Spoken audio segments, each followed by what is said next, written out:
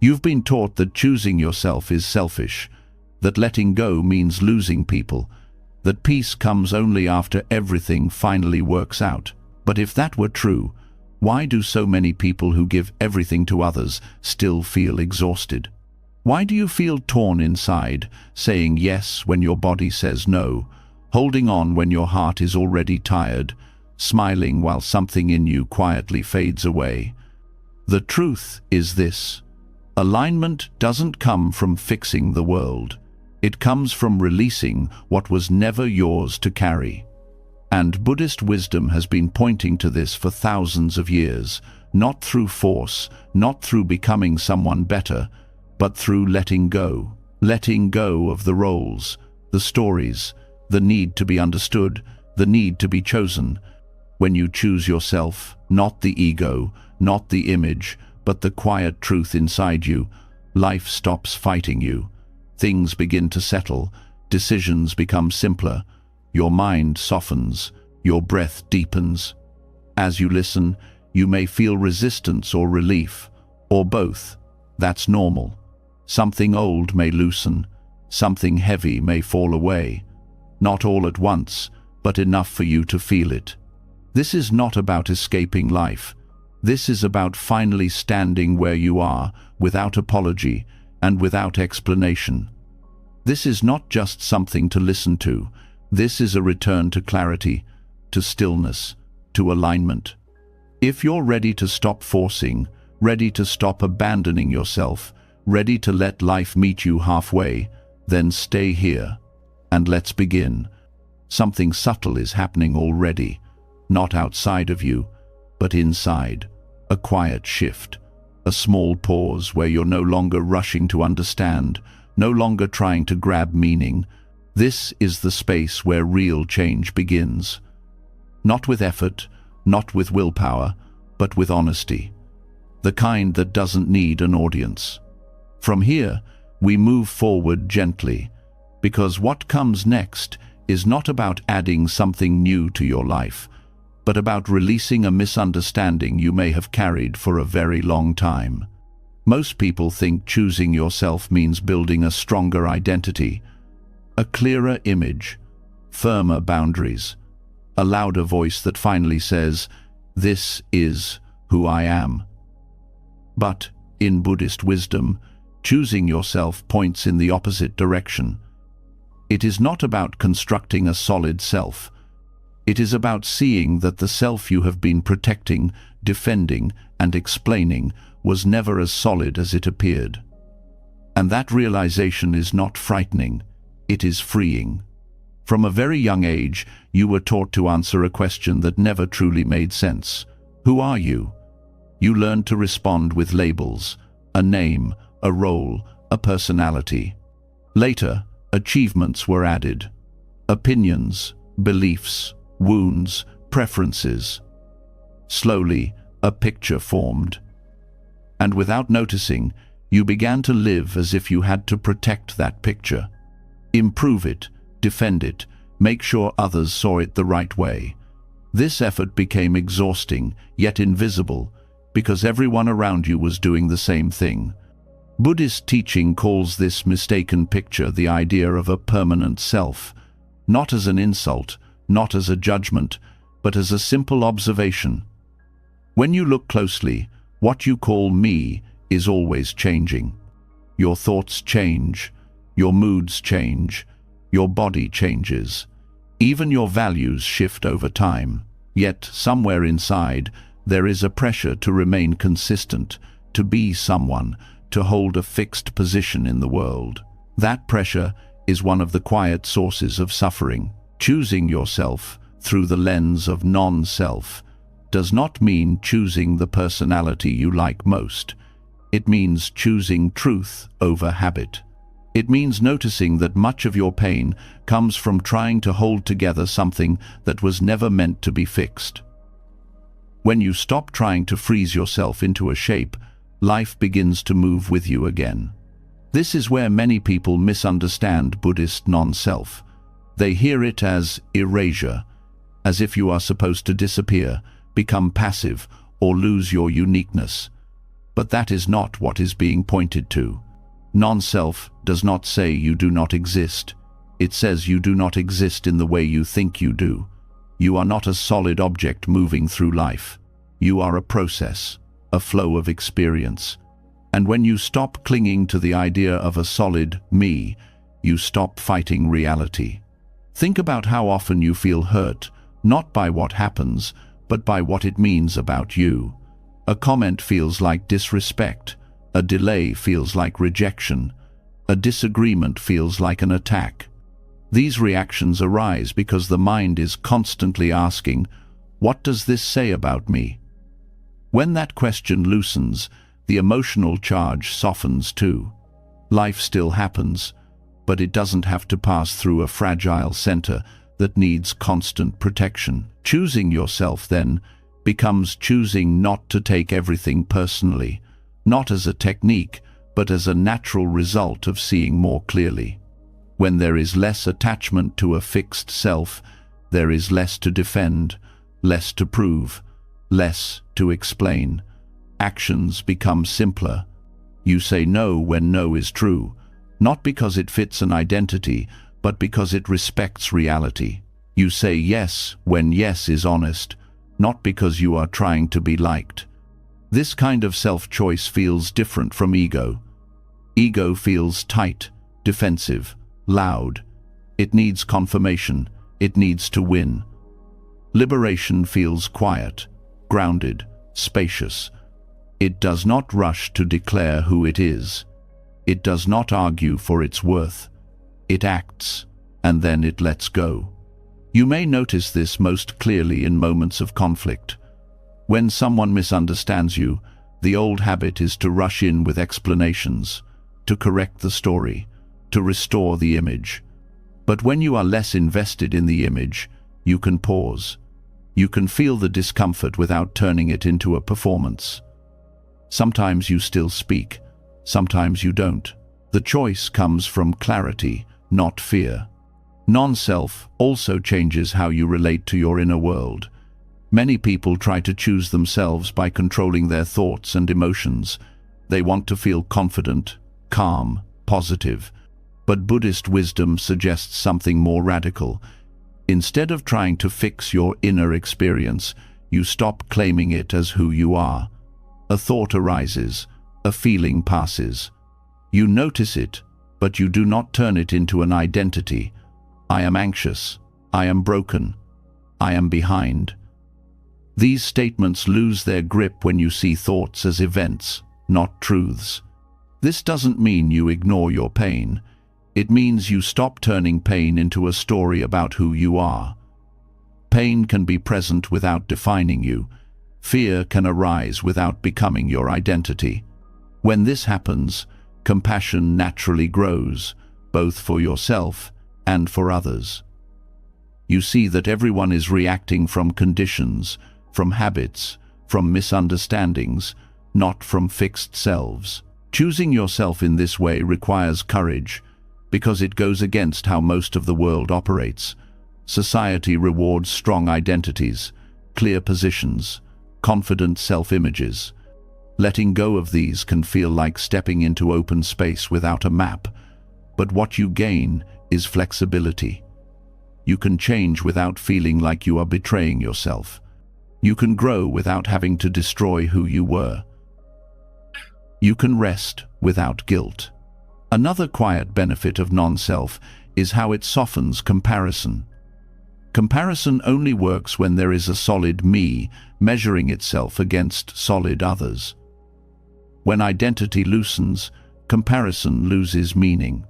You still see differences, but they don't threaten you. Someone else's success does not diminish you. Someone else's opinion does not define you. You stop living as a point on a scale and start living as part of a moving whole.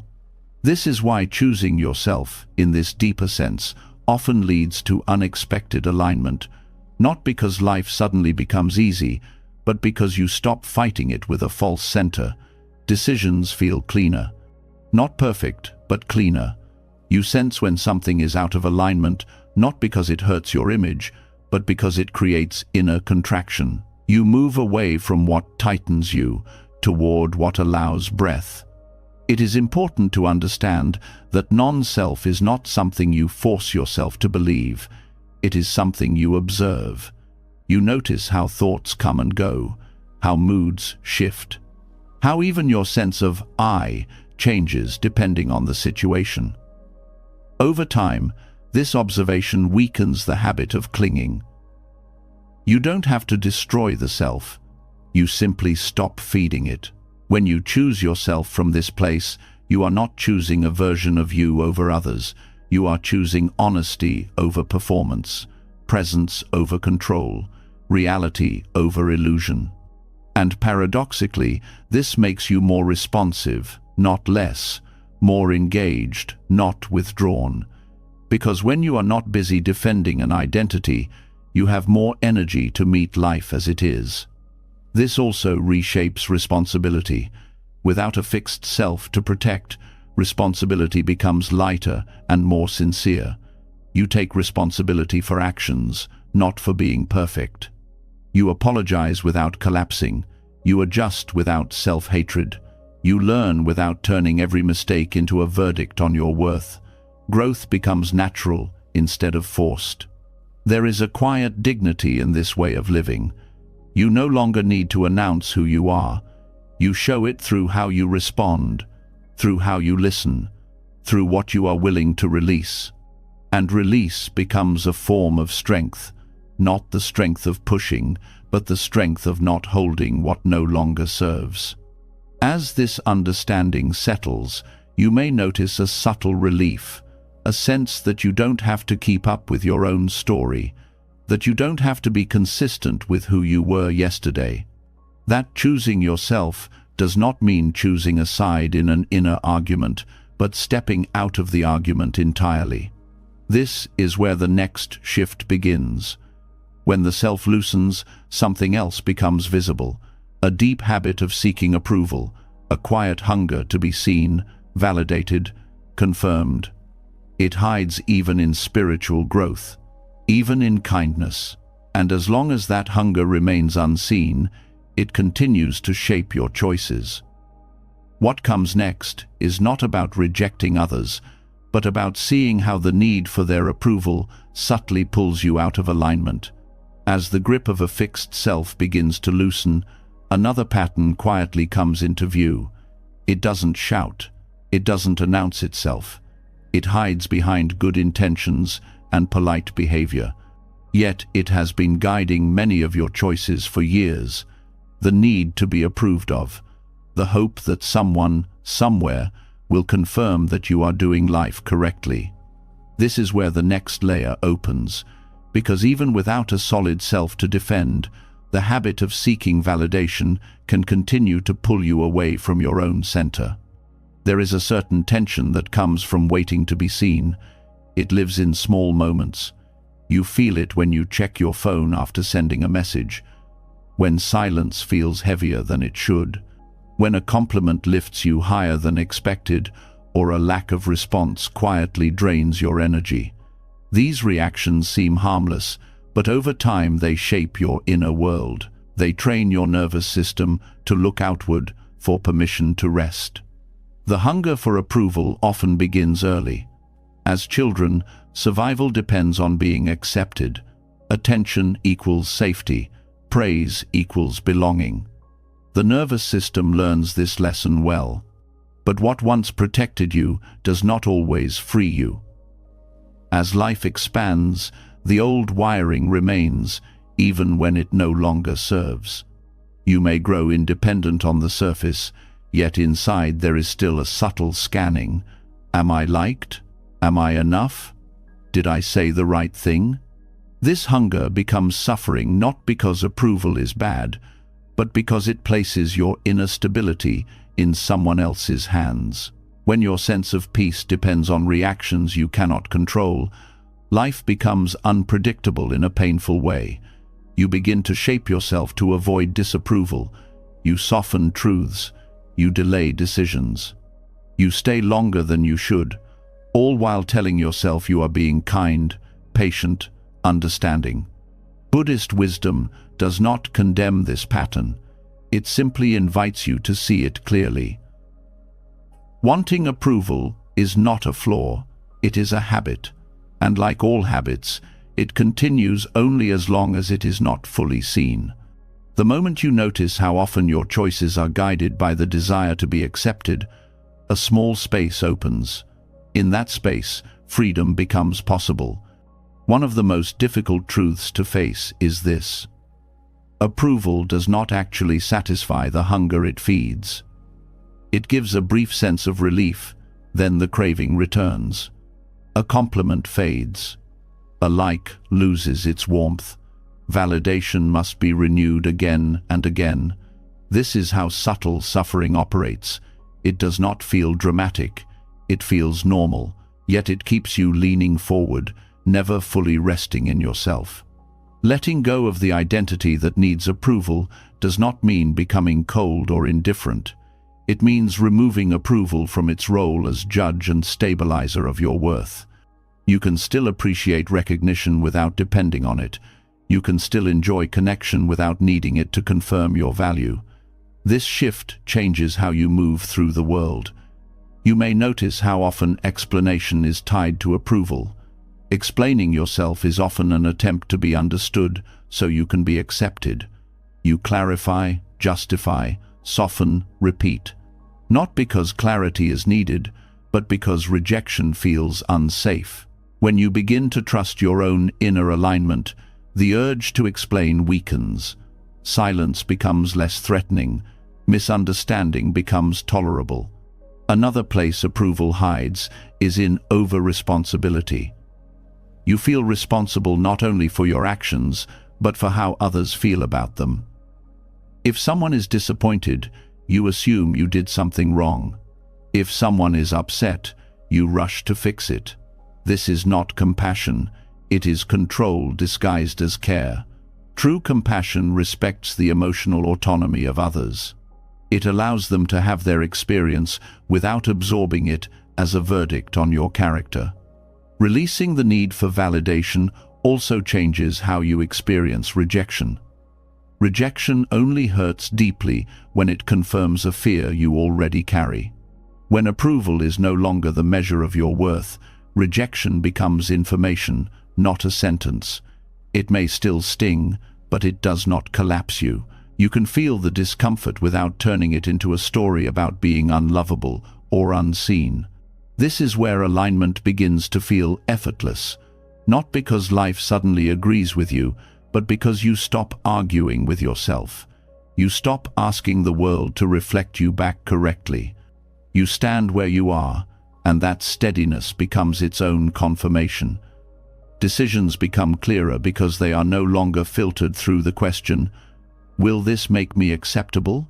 It is important to notice how spiritual growth itself can become approval-seeking, wanting to be seen as wise, calm, evolved, wanting others to recognize your depth. This too creates tension. When your peace depends on being perceived a certain way, peace becomes fragile. Letting go here is subtle, but powerful. You practice without performing. You grow without advertising it. As approval loosens its grip, relationships change. Some deepen, others fall away. This is not a failure, it is a reorganization. Connections that were built on mutual validation may weaken. Connections that are grounded in honesty often strengthen. You may find that fewer people understand you, but those who remain feel more real. Less effort is needed to be present. There is also a physical aspect to this release. The body often carries the strain of approval-seeking, tight shoulders, shallow breath, a constant readiness to respond. As you stop scanning for acceptance, the body learns to settle. Breath deepens naturally. The nervous system exits alert mode. Rest becomes possible without permission. Letting go of approval does not happen through affirmation. It happens through observation. Each time you notice the urge to seek validation and choose not to act on it, something rewires. Not through force, but through familiarity. You learn that nothing collapses when approval is absent. Life continues. You remain intact. This also reshapes your relationship with success and failure. Success no longer proves you are worthy. Failure no longer proves you are not. Both become experiences rather than identities. You can succeed without inflation. You can fail without humiliation. This balance creates resilience that does not depend on praise. The quiet relief that comes from this shift is often underestimated. You stop rehearsing conversations. You stop revisiting moments to check if you were received well. Mental energy returns. Attention becomes available for what is actually happening. Presence replaces performance. As the need for approval fades, something else becomes clear. You begin to feel where your energy is truly meant to go. Choices that once felt confusing become obvious. Not because you have answers, but because you are no longer negotiating with external expectations. Inner signals become easier to hear when they are not drowned out by the noise of validation. This does not make you isolated, it makes you authentic. And authenticity carries a quiet authority. People may not always agree with you, but they feel the steadiness behind your actions. That steadiness does not demand agreement, it simply exists. There will be moments when the old habit returns, a desire to be praised, a discomfort with silence. This is not failure, it is conditioning, unwinding. Each time you notice without judgment, the habit weakens. You are not removing a part of yourself. You are freeing it from a role it was never meant to play. As life realigns around this release, you may notice a strange paradox. The less you seek approval, the more natural respect you receive. Not because you are trying, but because people sense when someone is no longer bargaining for acceptance. That energy feels grounded. It feels safe. This is not the end of wanting connection. It is the end of needing it to define you. From here, relationships become choices rather than lifelines. Presence becomes a gift rather than a strategy. And with that shift, a new kind of courage begins to form. Because when approval no longer governs your actions, you will sometimes disappoint others, not out of cruelty, but out of honesty. And learning to stand calmly in that discomfort opens the next doorway. When approval loosens its hold, something uncomfortable but honest rises to the surface. You begin to notice how often your peace was purchased by saying yes when your inner voice said no. How many of your choices were shaped not by truth, but by the quiet fear of letting someone down. This is the edge you now stand on. And what waits here is not cruelty or selfishness, but a form of strength most people never learn how to use. There is a particular tension that appears the moment you sense someone's expectation and feel it clash with your own clarity. The body reacts first. A tightening in the chest, a quickening of thought, the urge to smooth things over before discomfort fully forms. For years, this urge may have guided you automatically. You adjusted, you compromised, you postponed yourself. And it often felt like kindness. But kindness that requires self-erasure slowly turns into resentment, even if you never express it. Disappointing others consciously is not about rejection. It is about honesty without aggression. It is the decision to stop protecting others from feelings they are capable of experiencing. This is difficult because many people confuse disappointment with harm. But disappointment is not damage. It is a natural response to unmet expectations. And expectations, when examined closely, are rarely agreements. They are often assumptions. When you live from approval seeking, you treat other people's expectations as obligations. You carry them as if they were promises you made. But conscious disappointment begins when you realize you are not responsible for fulfilling unspoken demands. You are responsible for acting with integrity, and integrity sometimes means allowing others to feel discomfort without rushing to remove it. This shift changes how you see compassion. Compassion is often misunderstood as keeping everyone comfortable, but real compassion respects reality. It does not lie to preserve peace. It does not sacrifice truth to avoid tension. When you disappoint someone mindfully, you are offering them something honest instead of something convenient. That honesty may sting, but it does not deceive.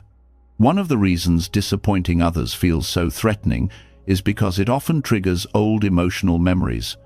As children, disappointing caregivers could mean withdrawal of love or safety. That fear can remain long after the danger is gone. So when an adult faces the possibility of disappointing someone, the nervous system reacts as if survival is at stake. Understanding this helps you meet your fear with patience rather than judgment.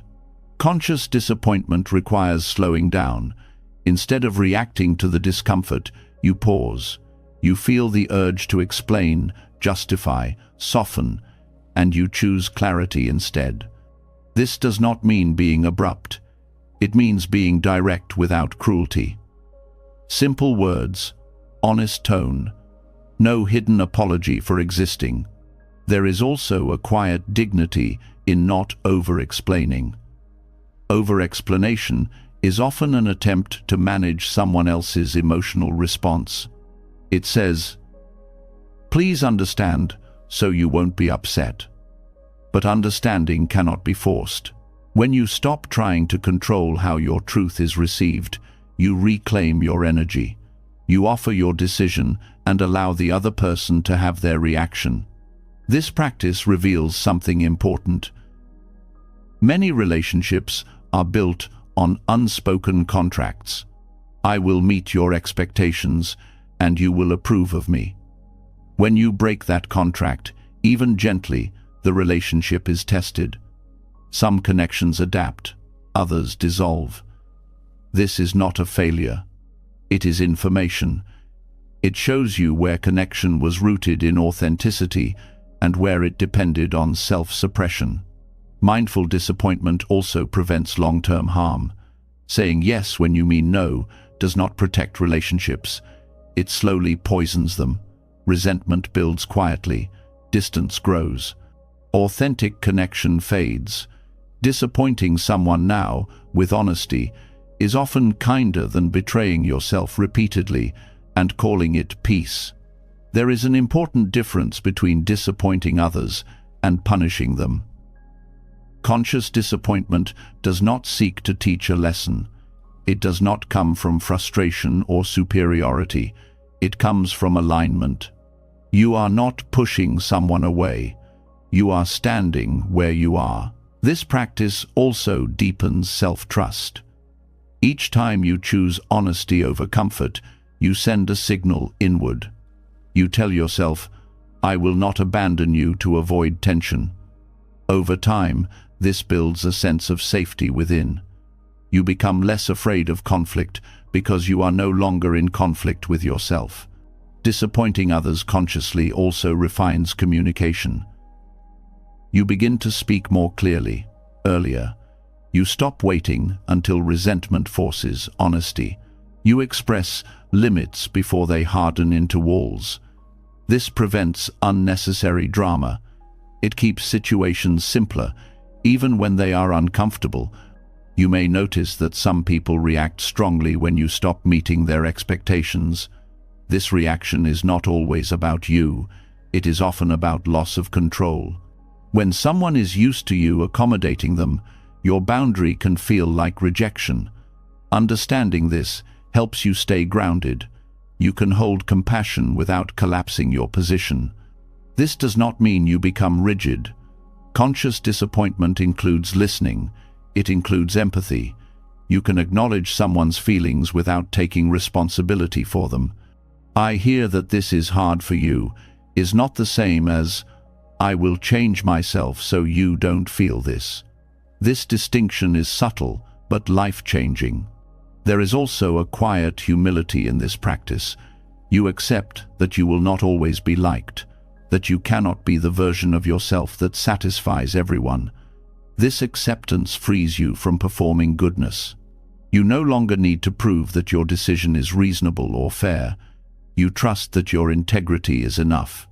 As this becomes more natural, you may feel a new kind of calm during difficult conversations, not because they are easy, but because you are no longer divided inside. The fear is still there, but it no longer controls you. You speak from clarity rather than urgency. Conscious disappointment also reshapes generosity. You give when it is true, not when it is expected. This makes your yes meaningful again. People can feel the difference between a yes that is offered freely and one that is given under pressure. One builds connection, the other builds obligation. This way of living slowly changes your sense of identity. You stop seeing yourself as the one who keeps things smooth, the peacemaker at your own expense. Instead, you become someone who values truth and presence, someone who can hold discomfort without rushing to escape it. There will be moments when you disappoint someone you deeply care about. This can be painful, but pain does not mean wrong. Pain often means growth for both sides. When you allow others to meet your truth, you invite them into a more real relationship. Whether they accept that invitation is not something you can control. As you practice this, you may notice fewer inner negotiations, fewer rehearsals, fewer lingering regrets. You begin to trust that being honest now is easier than repairing self-betrayal later.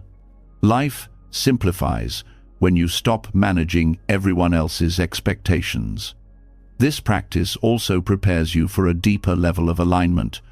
When you no longer bend yourself to avoid disappointing others, you become more sensitive to another habit that quietly fragments you, the habit of explaining yourself endlessly, of justifying your existence. And as you stand more firmly in your truth, you may begin to feel the relief of not having to narrate every choice. That relief opens the door to a quieter power, one that does not announce itself, one that begins when you stop explaining and start simply being.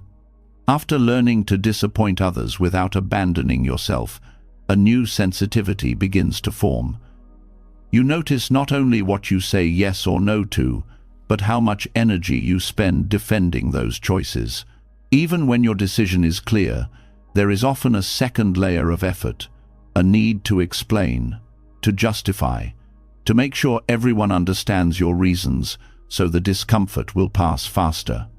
This habit feels harmless, even polite, but it quietly pulls you out of alignment again. There is a moment most people recognize. You make a choice that feels right. For a brief second, there is calm.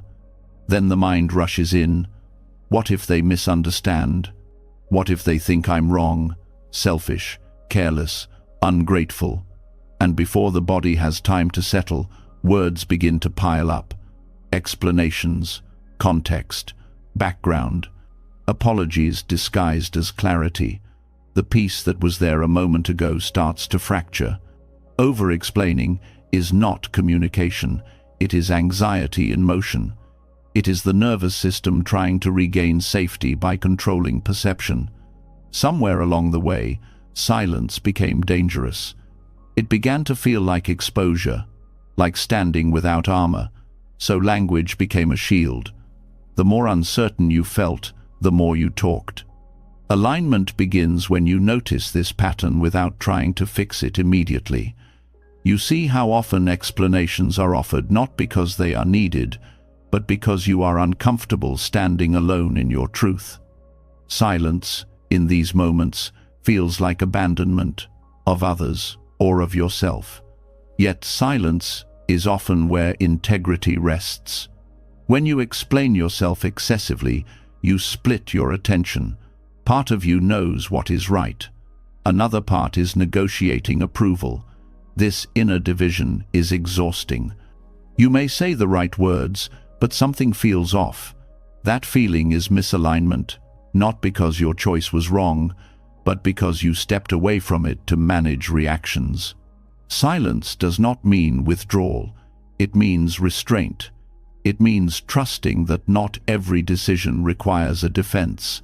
It means allowing your actions to stand on their own. This is uncomfortable at first because many people were taught that being understood is the same as being safe. But understanding is not always possible, and chasing it can cost you your center. When you stop explaining, you may notice a rush of fear. It comes from moments when silence was met with punishment, withdrawal, or misunderstanding. But in the present, silence often reveals strength. It shows that you are no longer bargaining for acceptance. There is a difference between clarity and justification. Clarity is simple. It says what is true and stops. Justification keeps going. It circles. It adds layers. It tries to preempt every possible objection. The body knows the difference. Clarity feels grounded. Justification feels tense. Stopping the habit of explaining restores inner harmony because it brings your words back into alignment with your intention. You speak when there is something to say. You stop when there isn't. You no longer talk to fill space or soothe imagined disapproval. This conserves energy. It allows your nervous system to rest. This practice also changes how others relate to you. At first, some may push back.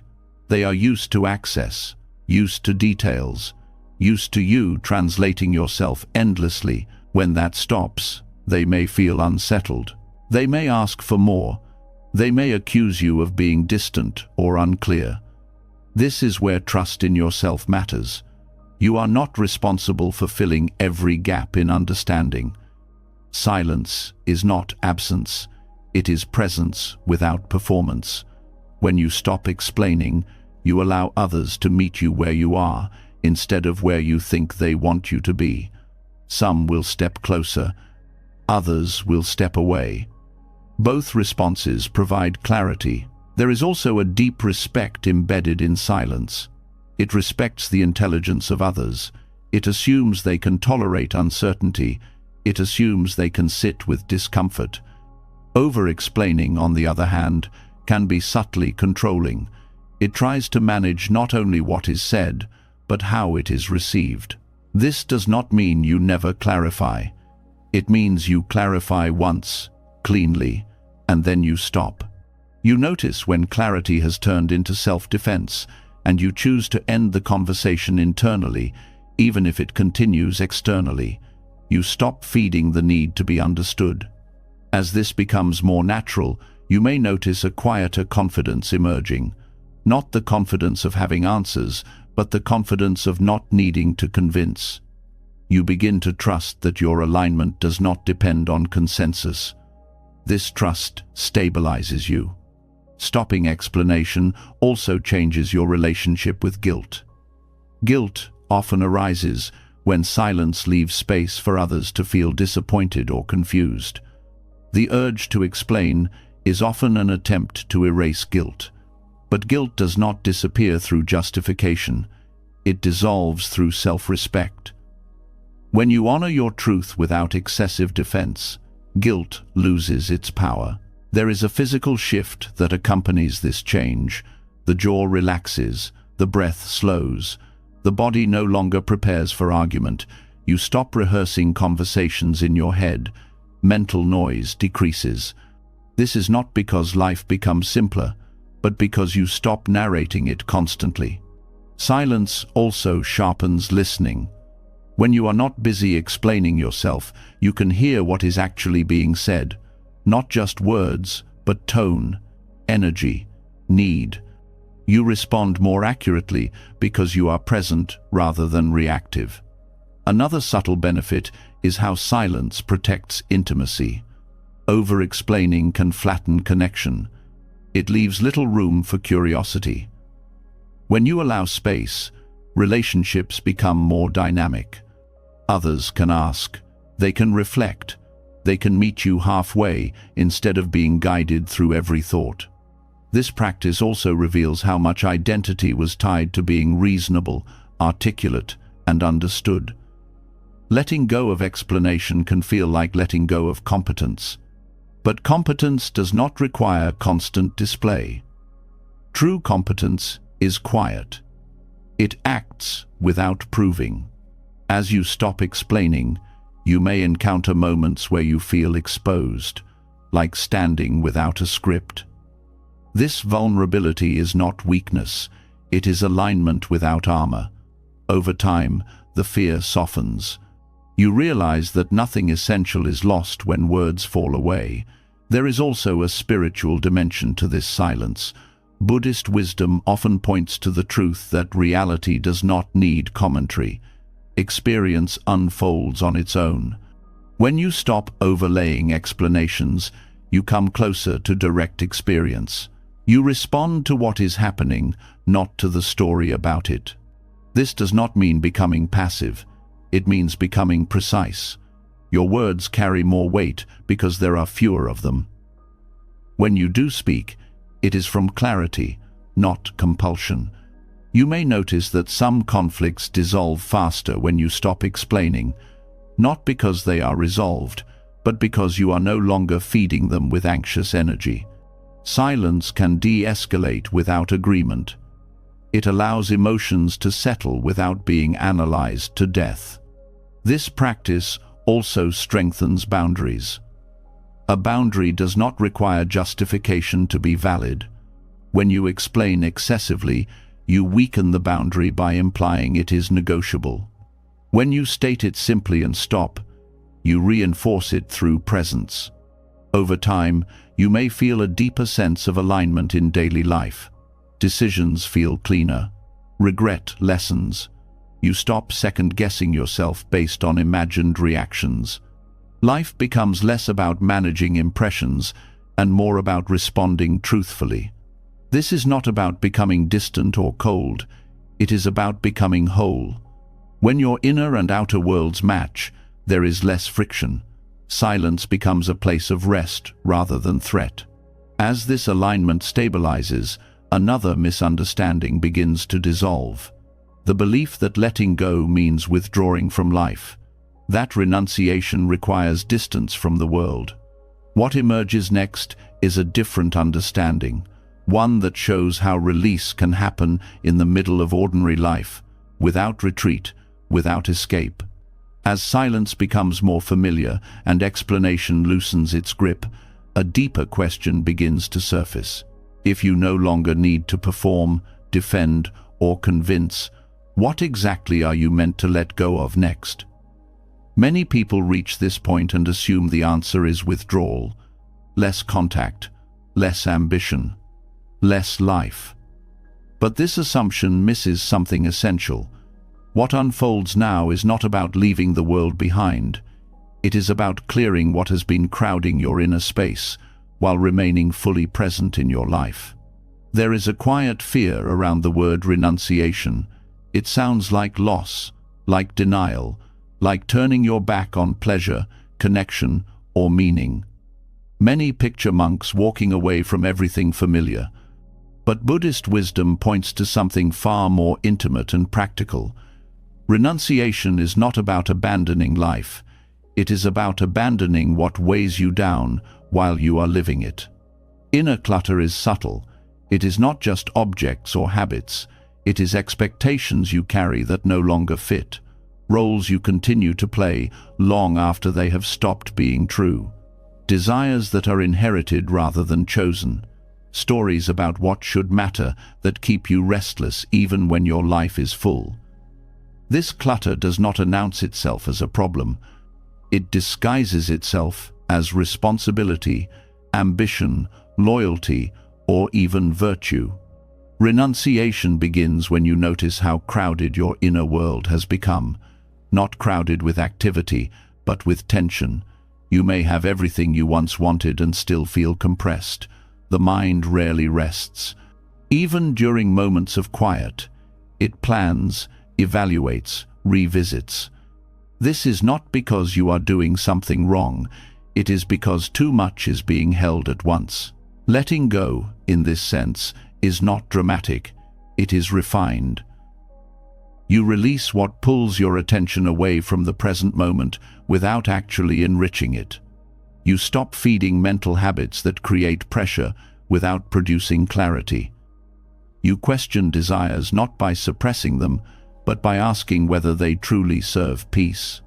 Renunciation as inner refinement means you stay engaged with your relationships, work, and daily life, but you stop demanding that they complete you. You stop loading them with expectations they cannot carry. When this happens, life becomes lighter without becoming smaller. One of the first things often released is the need to keep up, not just with others, but with your own imagined timeline, the pressure to be further along, to have resolved more, to have arrived somewhere definitive. This pressure creates a constant sense of insufficiency. Letting it go does not mean giving up on growth. It means allowing growth to unfold without urgency. Another layer of inner clutter is emotional hoarding, old resentments, unspoken disappointments, stories about how things should have been. These memories often feel justified. They may even feel necessary, but carrying them keeps you anchored to the past. Renunciation here means allowing experiences to end, not by forgetting, but by no longer replaying them as if resolution is still possible. This kind of release can feel strange at first. Without the familiar weight of resentment or longing, there may be a sense of emptiness. But this emptiness is not lack, it is space. And space is what allows something new to appear. Renunciation also touches desire itself. Not the natural desires for nourishment, connection, creativity, or rest, but the compulsive desires that promise fulfillment and deliver restlessness. The desire to be admired, to be ahead, to be certain. These desires never settle. They move the goalposts each time they are met. When you refine your inner world, you do not eliminate desire. You make it honest. You notice which desires come from fear and which come from genuine curiosity. You allow the first to soften and the second to guide you lightly. This process also changes your relationship with pleasure. Pleasure no longer needs to be maximized or defended. You enjoy what is present without clinging to it. You stop trying to extract happiness from moments. You let them pass naturally. This removes the anxiety that often accompanies enjoyment. Inner renunciation also includes releasing unnecessary self-judgment. Many people carry an internal critic that comments on everything: productivity, appearance, decisions. This voice claims to keep you accountable, but it often keeps you tense. Letting go here does not mean lowering standards. It means removing cruelty from the process of growth. As inner clutter clears, attention becomes sharper. You notice details you once missed: the texture of ordinary moments, the simplicity of breathing, the ease that comes from not needing to improve everything. This is not boredom. It is presence without friction. This refinement also affects how you relate to material things. Renunciation does not require owning nothing. It requires not being owned by what you have. You may still enjoy comfort, beauty, and convenience, but you no longer use them to regulate your worth or mood. They become tools rather than anchors. Relationships also shift under this understanding. You stay connected, but you stop grasping. You love without needing to secure the future. You care without trying to control outcomes. This creates a different quality of intimacy, less anxious, more spacious. There is also a renunciation of noise, not just external noise, but internal commentary, the constant evaluation of how life is going. When you release the habit of commentary, you experience life directly, without comparison, without narration. This is deeply restful. Inner refinement does not isolate you from the world. It makes you more responsive. Because you are not overloaded, you can meet situations as they arise. You respond instead of react. You engage without being entangled. This way of living also clarifies purpose.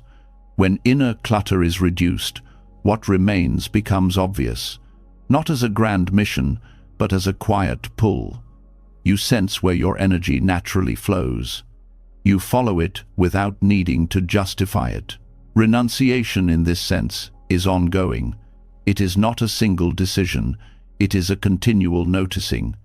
Each time you feel inner contraction, you ask what you are holding that could be released. Not out of discipline, but out of care. This practice also teaches you that freedom does not come from escaping life's complexity. It comes from not carrying unnecessary weight through it. You still experience challenges, you still feel emotions, but they move through you instead of accumulating. As this refinement deepens, you may find yourself more present in simple tasks, washing dishes, walking, listening. These moments no longer feel like interruptions, they feel complete. This is a sign that renunciation is working quietly, without display. There is also humility in this path. You stop needing to be seen as detached or spiritual. You simply live with less inner friction. Others may notice a calm about you, or they may not. Either way, it no longer matters. Renunciation as inner refinement prepares the ground for the next layer of alignment. When the inner world is less crowded, reactions become clearer. You begin to see the space between stimulus and response. And in that space, a powerful choice becomes available. The choice to pause, to not react immediately, to respect yourself in moments of emotional intensity. That pause becomes the next doorway, where alignment moves from understanding into lived practice. As the inner world becomes less crowded, something important becomes easier to notice, the moment before you react. That small window that used to disappear without warning. When life pressed a button and your body answered before you had a say, now that space is visible, and inside it lives a choice that quietly changes everything. There is a familiar rush that comes with emotional reactivity, a surge of heat, a tightening in the chest, words lining up faster than thought, the urge to defend, correct, withdraw, or attack. For most of life, this has felt automatic, like weather. But it is not random, it is conditioned, and what is conditioned can be met with awareness. Choosing yourself in these moments does not mean suppressing emotion. It means refusing to hand over control to it. Pausing is not avoidance, it is respect. Respect for your body, your clarity, and the consequences of your actions. In Buddhist wisdom, this pause is not passive.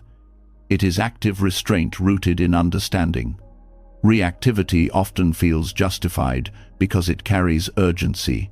It convinces you that something must be said or done now, that silence equals weakness, that delay equals loss. But urgency is rarely truth. It is the nervous system trying to protect itself using old strategies. When you pause, you give the system time to realize it is no longer in danger. This pause can be as brief as one breath, but that breath changes the direction of energy. Instead of moving outward in defense, attention turns inward. This is not easy. The body may resist, thoughts may argue, but staying present without reacting builds a strength that does not depend on dominance. Pausing interrupts the cycle of regret. How many times have you reacted and then spent hours replaying the moment, wishing you had said less, or said nothing, or waited? Each pause prevents future repair work. It protects your integrity before it needs fixing. This practice also deepens emotional intelligence. When you stop reacting immediately, you begin to notice what the emotion is actually asking for. Anger often wants protection. Fear wants safety. Sadness wants acknowledgement. Reacting rarely meets these needs. Pausing allows you to respond in a way that does. Choosing yourself here means choosing long-term alignment over short-term release. Reacting can feel relieving in the moment, but it often creates more tension later. Pausing may feel uncomfortable at first, but it reduces suffering overall. This is the kind of self-respect that is quiet and powerful. You may notice resistance to this idea, a belief that if you don't react, you are letting something slide, that you are allowing disrespect. But pausing does not mean agreeing. It means gathering yourself before acting. It gives you access to clearer boundaries that are not fueled by emotion, but by truth. This shift changes conflict. Instead of escalating, conflict becomes informative. You see what touches a nerve. You see where old wounds are activated. This awareness allows healing rather than repetition. You stop fighting the same battles in different forms. Pausing also changes how you relate to your inner critic. Reactivity is not only external. You may react harshly to your own mistakes. Pausing here creates space for learning instead of punishment. You acknowledge what happened without turning it into an identity. The body plays a central role in this practice. Emotional reactivity is physical.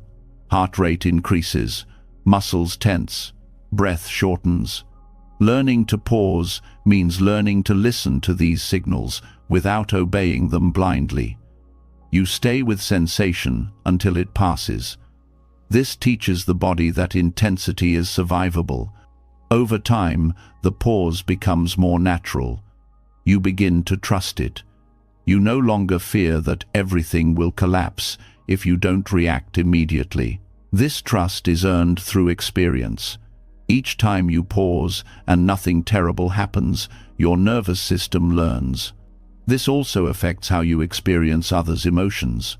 When someone else reacts strongly, you are less likely to mirror it. You can remain grounded. This creates a stabilizing effect. Your calm becomes a reference point, not as control, but as presence. Choosing yourself in these moments also protects your energy. Reactivity drains you. It scatters attention. Pausing conserves energy. You act only when action is necessary. You speak only when words add clarity. This practice is not about perfection. You will still react sometimes. The difference is that you notice sooner. You recover faster. You do not spiral into self-judgment. Each pause strengthens the habit of awareness. There is also a moral dimension to this pause. Many harmful actions are the result of unexamined reactivity. By pausing, you reduce harm to yourself and others. This is not just self-care. It is ethical living.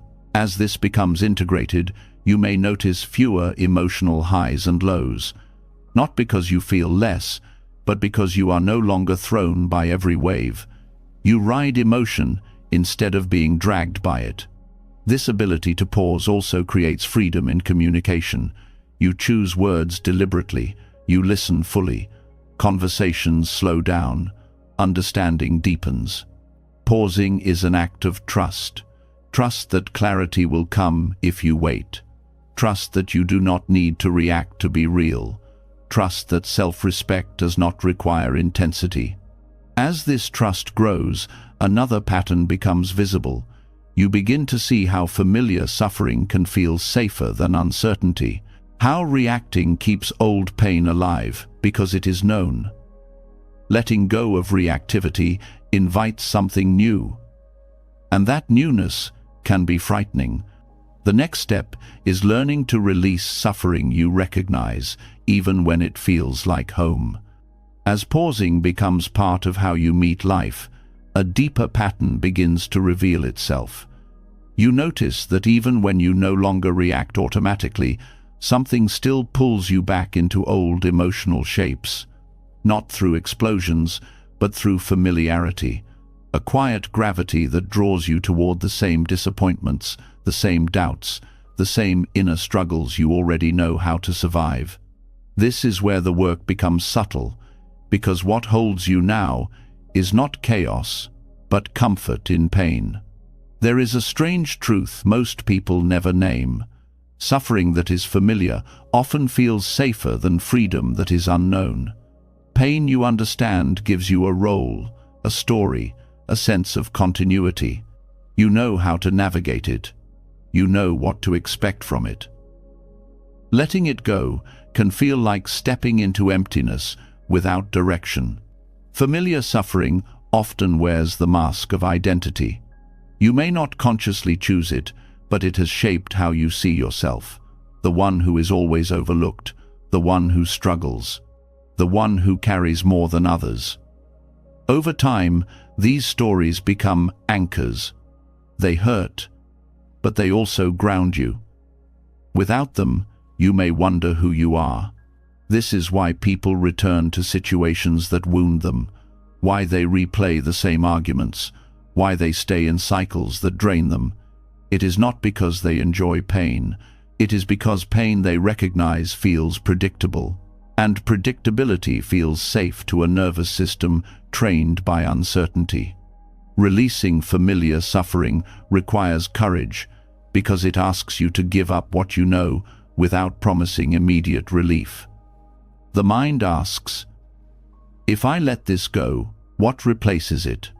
And when no clear answer appears, fear arises. The suffering you carry becomes proof that you exist, that your experience matters, that your past was real. Buddhist wisdom points to this attachment gently. It does not shame the clinging. It understands that the mind seeks continuity, but it also shows that clinging to pain keeps life circling the same ground. Destiny does not realign through effort alone. It shifts when you stop feeding what keeps you bound. One of the most difficult things to release is emotional pain that has been justified, pain that feels earned, pain that feels meaningful. You may believe that letting it go dishonors what you went through, that if you stop hurting, you are pretending it didn't matter. But release is not erasure, it is completion. Pain becomes suffering when it is carried forward unnecessarily, when it is replayed, defended, explained. Letting go does not mean denying the past. It means refusing to let it dictate the present. This distinction is subtle, but essential. You may notice how often you revisit old wounds internally, not to heal them, but to confirm them. Each revisit reinforces neural pathways. The body relives what the mind repeats. Over time, this repetition becomes a default state. Peace begins to feel unfamiliar, even suspicious. There is also loyalty tied to suffering, loyalty to family patterns, to cultural narratives, to shared pain. You may fear that healing separates you from those who still hurt, that letting go creates distance. This fear can keep you bound to suffering long after it has served any purpose. Releasing familiar suffering does not happen through force. It happens through seeing clearly what it costs you, not in theory, but in daily life. You notice how it limits your choices, how it narrows your perception, how it colors neutral moments with old meaning. As awareness deepens, you may feel grief, not just for what happened, but for how long you have carried it. This grief is part of release. It honors the weight you bore without requiring you to keep carrying it. Letting go also requires trusting that you are more than your pain. This trust may feel fragile at first. Without suffering as a reference point, you may feel ungrounded, but this ungroundedness is temporary. It is the space where something new can form. The mind often resists release by saying, I need to understand this fully before I let it go. But understanding can become another delay. You can understand something endlessly and still be bound to it. Release begins when you decide that insight is no longer required for freedom. There is a quiet moment when you stop revisiting a story, not because you resolved it, but because it no longer calls you. This moment is not dramatic. It feels almost anticlimactic, yet it changes the direction of your life. Destiny realigns not through grand decisions, but through small acts of non-participation. You do not engage the old thought. You do not feed the old emotion. You let it pass without commentary. Over time, the pattern weakens. New pathways open. This process also reshapes hope. Hope is no longer about fixing the past.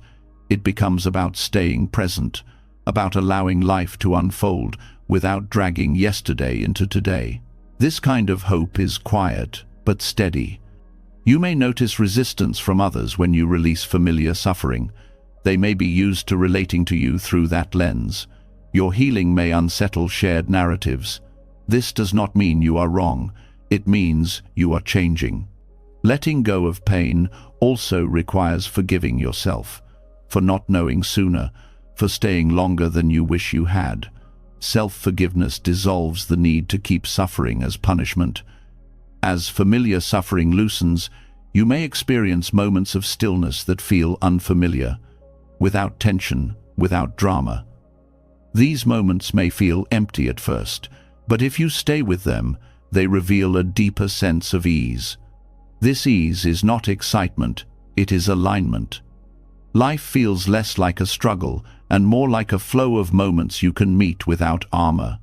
Releasing familiar suffering does not mean life becomes painless. Pain still arises, loss still happens, but suffering no longer defines you. It moves through you instead of shaping your destiny. As this courage settles into your body, another insight becomes clear. Sometimes, compassion does not mean staying close. Sometimes, love requires space, and learning to create distance without hardening your heart becomes the next refinement on this path. As the grip of familiar suffering starts to loosen, you begin to feel something new in your chest. Space. Not the empty kind that scares you, but the clear kind that tells the truth. And with that truth comes a quiet realization. Some of the pain you carried did not come from life itself, but from staying too close to what kept harming you, calling it love, calling it loyalty, calling it compassion. Now that you are no longer clinging to pain just because it is known, you can finally ask a question that changes the direction of your life. What if stepping back is not betrayal, but wisdom? There is a tenderness that forms when you grow. You become softer, more aware, more honest. And at first, you might think this softness means you should be able to handle anything. That spiritual maturity means endless patience, endless understanding, endless availability. But this is where many people get trapped again. They confuse compassion with self-abandonment. They think loving means staying close no matter what. They think distance is cold. They think boundaries are selfish.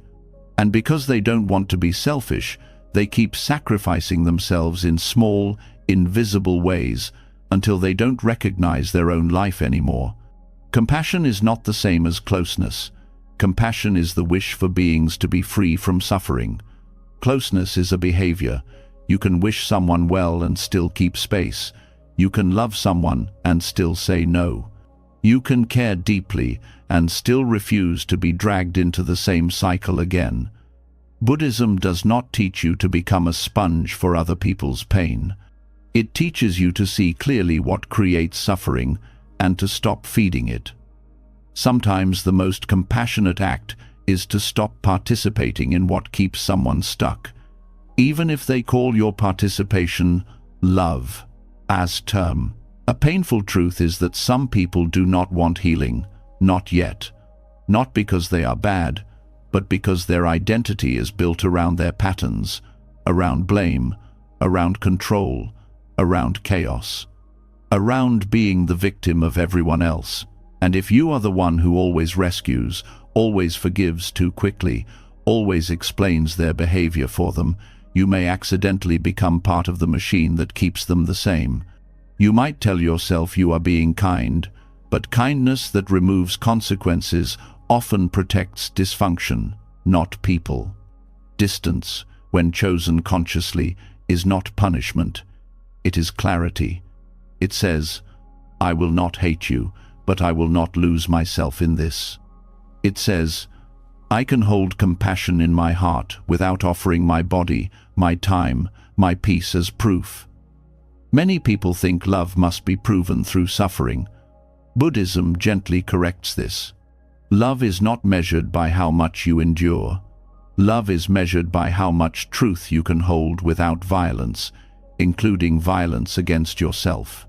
This is where Buddhist compassion becomes powerful, because it is paired with wisdom. Compassion without wisdom becomes martyrdom. Wisdom without compassion becomes coldness. The balance is what frees you. Wisdom sees patterns. It sees causes and conditions. It sees that repeating the same closeness with the same person produces the same harm. And compassion says, I will not add more fuel. I will not pretend this is fine. I will not keep smiling while something in me breaks. Distance can look like many things. Sometimes it means leaving. Sometimes it means reducing contact. Sometimes it means not answering immediately. Sometimes it means refusing certain topics. Sometimes it means not engaging when the conversation turns manipulative. The form can change, but the inner principle stays the same. You are not required to remain accessible to what harms you in order to be a good person. A lot of guilt rises here. Guilt is one of the strongest chains. It whispers that you are abandoning someone, that you are being unkind, that you are becoming selfish. But guilt is not always a moral signal. Often, guilt is a trained response from old conditioning. It comes from being rewarded for self-sacrifice. It comes from roles like the responsible one, the peacemaker, the one who understands. When you step back, guilt appears because you are breaking an identity contract. The mind says, if I am not rescuing, who am I? In Buddhist practice, loving kindness is not emotional addiction. It is not attachment. It is not, I need you to need me. Loving kindness can exist with boundaries. You can wish a person peace while accepting that being close to them destroys your peace. This does not make your love smaller, it makes it cleaner. One reason people struggle with compassionate distance is because they confuse empathy with absorption. Empathy is the ability to understand and feel with someone. Absorption is when you take their emotions into your own nervous system as if they are yours to solve. Absorption makes you exhausted and resentful. It also keeps the other person dependent on your regulation. Empathy says, I see your pain. Absorption says, I will carry your pain. Buddhism points toward empathy with stability. You care without drowning. Another hidden trap is spiritual pride. Some people think they should be able to stay calm no matter how toxic someone is. They treat endurance like enlightenment. But calm is not proven by staying in harm's way. Calm is proven by choosing what is skillful. If you keep returning to a fire and calling it practice, you are not practicing wisdom. You are practicing self-neglect. Compassionate distance is also about non-attachment. Non-attachment does not mean you don't love. It means you stop clinging to a certain outcome. You stop clinging to the hope that your patience will finally change them. You stop clinging to the fantasy that if you explain better, love better, sacrifice more, they will wake up. That clinging is painful. It keeps you tied to someone's potential instead of their reality. When you let go, you are not giving up on them as a human being. You are giving up on your need to control their path. This is especially important with family. Many people feel they must stay close because of blood, history, duty. But Buddhism respects karma and conditions, not titles. A title does not cancel harm. Parent, sibling, partner, friend does not guarantee safety. If closeness brings repeated suffering, wisdom asks you to adjust the conditions. You can still be respectful. You can still be kind. but you can stop being available to the parts of them that destroy your balance. Distance can also be a gift to the other person. It removes the comfort of using you as a dumping ground. It removes the easy escape from their own consequences. Sometimes your presence lets them avoid facing themselves. When you step back, they may feel the discomfort they've been handing to you. That discomfort might finally teach them something, or it might not. But either way, you are no longer part of the cycle. A big fear here is the fear of being seen as the bad one. When you step away, some people will rewrite the story. They will call you selfish. They will tell others you changed. They will highlight your boundary as betrayal. This hurts because the old approval hunger still echoes. But this is where your earlier training matters. You learn to disappoint others consciously. You learn to stop explaining yourself. Now you learn to let people misunderstand you without chasing the story. This is not bitterness. This is peace. There is also a way to do distance wrongly. Distance can become avoidance. It can become punishment. It can become a wall built from anger. Buddhist distance is different. It is not powered by hatred. It is powered by clarity and care. You can step back while keeping your heart open. You can say no without wishing harm. You can leave without trying to destroy the other person. One helpful way to test your distance is to notice your inner state. If you step back and feel more honest, more stable, more present, that is wisdom. If you step back and feel tense, obsessive, focused on proving something, that may be ego or unresolved anger. Both can be worked with. The goal is not to be perfect. The goal is to be skillful. Compassionate distance also teaches you about responsibility. You are responsible for your actions, your choices, your boundaries. You are not responsible for saving people from the consequences of their behavior. Many people confuse responsibility with control. They think if they don't manage someone else's emotions, they are failing. But that is not responsibility. That is fear. Another layer of this teaching is how you treat yourself.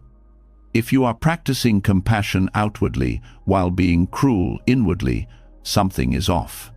Loving without self-abandonment includes turning compassion inward. Not indulgence, not excuses, but kindness. You acknowledge your limits. You stop shaming yourself for being affected. You stop forcing yourself to tolerate what your body clearly rejects. Distance can also be internal, not just external. You may still need to interact with someone, but you stop taking their words as truth. You stop letting their mood dictate your mood. You stop arguing in your head after the conversation ends. You stop rehearsing how to win their approval.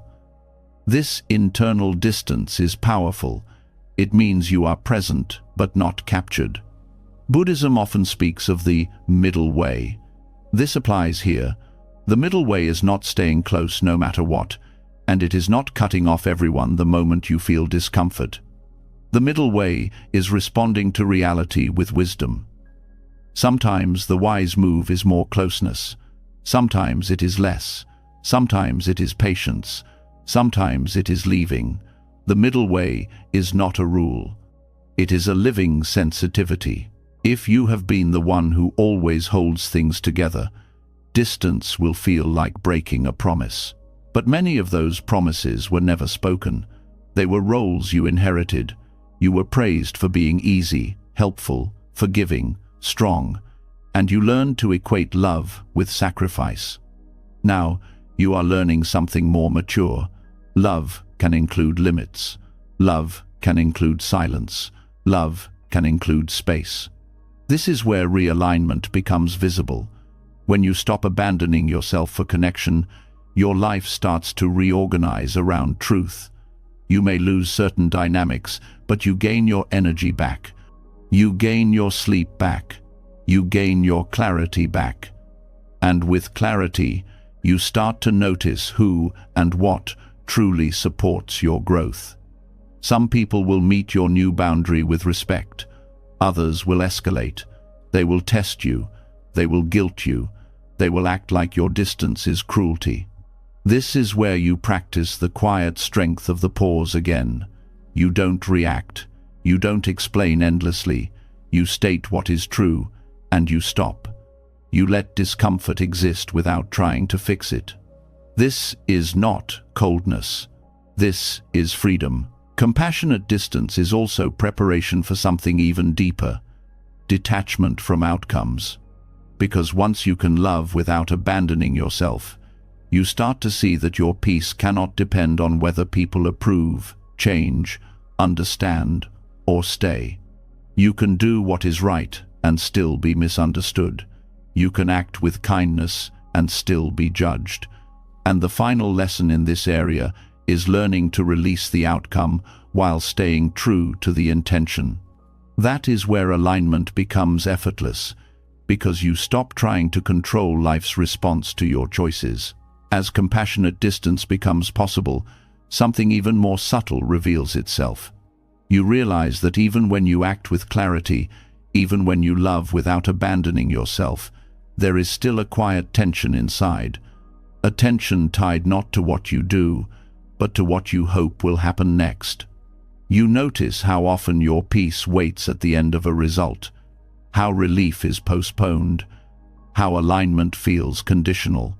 This is where the deepest form of self-choice begins, not through control, but through release. There is a certain heaviness that comes from caring too much about outcomes, not caring deeply, but gripping tightly, wanting things to land a certain way, wanting people to respond correctly, wanting your effort to be rewarded, wanting clarity to guarantee comfort. This grip is subtle. It often disguises itself as responsibility, ambition, or love. But beneath it is fear. Fear that if things do not turn out as expected, something about you will be threatened. Detachment from outcomes does not mean indifference. It means separating your inner stability from external results. It means choosing to act with integrity without demanding a specific payoff. This is one of the hardest practices because the mind is trained to measure worth through results. Success feels like proof. Failure feels like exposure. Detachment asks you to step out of that measurement system entirely. This does not happen overnight. At first, you may still feel the pull of expectation. You do the right thing and wait. You speak honestly and scan for reaction. You set a boundary and brace yourself for response. This is natural. The nervous system wants closure.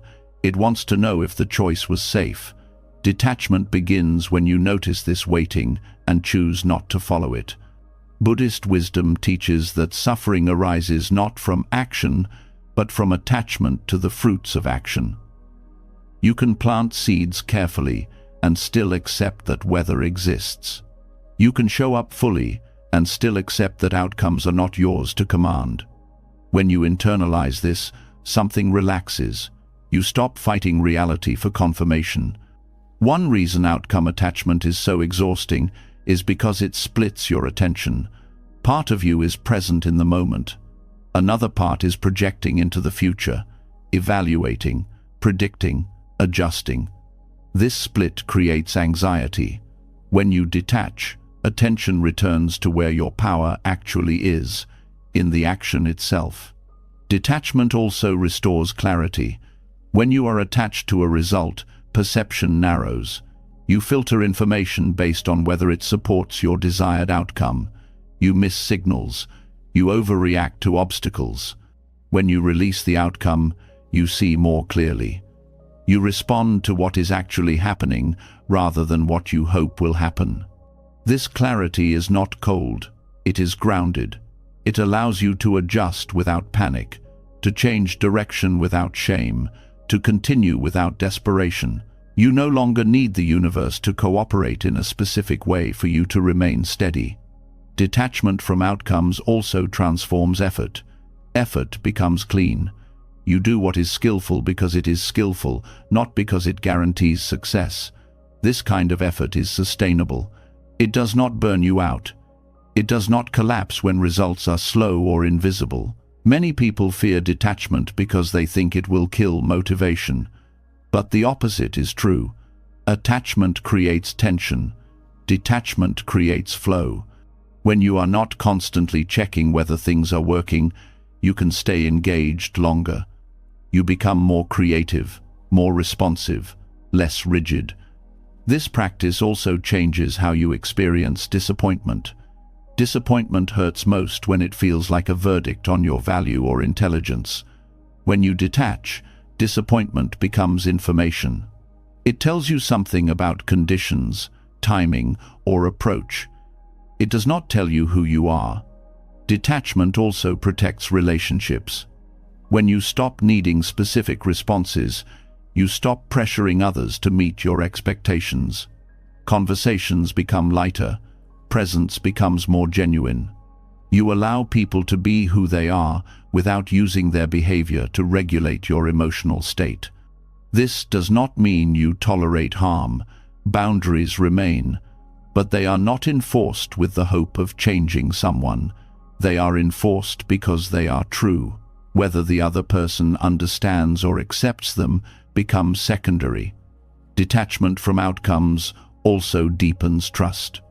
Not blind trust, but trust in process. You trust that acting with integrity will shape your life in ways you cannot fully predict. You trust that alignment does not require constant supervision.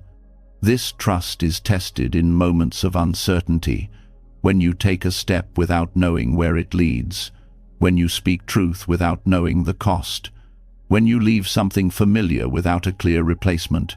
Detachment allows you to move anyway, not recklessly, but with openness. There is also grief in this practice. You grieve the fantasy that if you do everything right, life will reward you accordingly. Letting go of this fantasy is painful, but it is also liberating.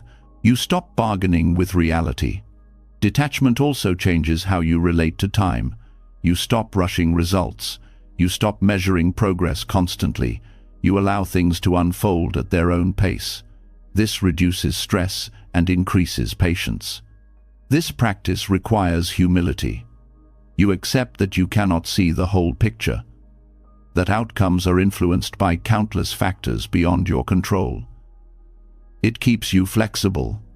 As detachment deepens, you may notice a quiet joy, not excitement, but ease. You enjoy effort for its own sake. You find satisfaction in presence. You stop postponing peace. This ease also makes you more effective. When you are not attached, you can make hard decisions without panic. You can let go when something is not working. You can persist when something matters without clinging. Detachment also protects you from bitterness. When outcomes disappoint, you do not turn against yourself or others. You accept what happened without turning it into blame.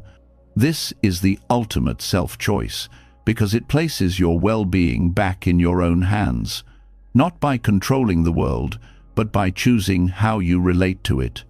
You stop outsourcing your peace to results. As this understanding settles, another subtle pattern becomes visible. Even spiritual practice can become a performance. Even goodness can become a strategy to secure outcomes. And when that happens, something true gets lost. The next step is learning to release the need to be seen as good, kind, or evolved. Because real alignment does not need an audience. As attachment to outcomes loosens, another quiet habit comes into focus. It hides behind good intentions. It wears the mask of kindness, patience, and spiritual maturity. You may even feel proud of it, yet it creates a subtle tension that never fully releases. This habit is the need to be seen as good, and until it is seen clearly, it quietly pulls you out of truth. There is a particular way people learn to behave when they step onto a spiritual path. They soften their voice. They choose the right words. They try to be calm, understanding, evolved.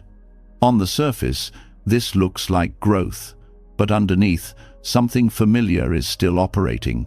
The hunger for approval has simply changed costumes. Instead of wanting to be liked, you want to be seen as wise. Instead of wanting praise, you want recognition for being kind, patient, or awakened. This is spiritual people-pleasing, and it is one of the last habits to dissolve because it feels virtuous. You may tell yourself you are being compassionate when you stay silent about a truth. You may call it acceptance when you swallow discomfort. You may label avoidance as peace. But when goodness is performed instead of lived, something essential is lost. Trying to be good becomes a problem when it replaces honesty, when your actions are shaped more by how they will be perceived than by what is true. This does not mean goodness itself is wrong. It means goodness, used as an identity, becomes another attachment, and like all attachments, it creates suffering. One of the clearest signs of spiritual people-pleasing is inner tension. You say the right thing, but your body tightens. You act kindly, but resentment simmers. You forgive quickly, but something feels unresolved. This tension is not a failure, it is feedback. It tells you that alignment has been traded for appearance. Buddhist wisdom does not ask you to be good, it asks you to be clear. Clarity naturally leads to ethical action, but it does not demand performance. When you act from clarity, kindness arises without effort. When you act from image, kindness becomes exhausting. Spiritual people-pleasing often comes from fear. Fear of being judged as unkind, fear of being seen as unspiritual, fear of losing belonging within a community or identity. These fears are understandable. Belonging matters. But when belonging requires self-betrayal, the cost is high. Authenticity is not always gentle.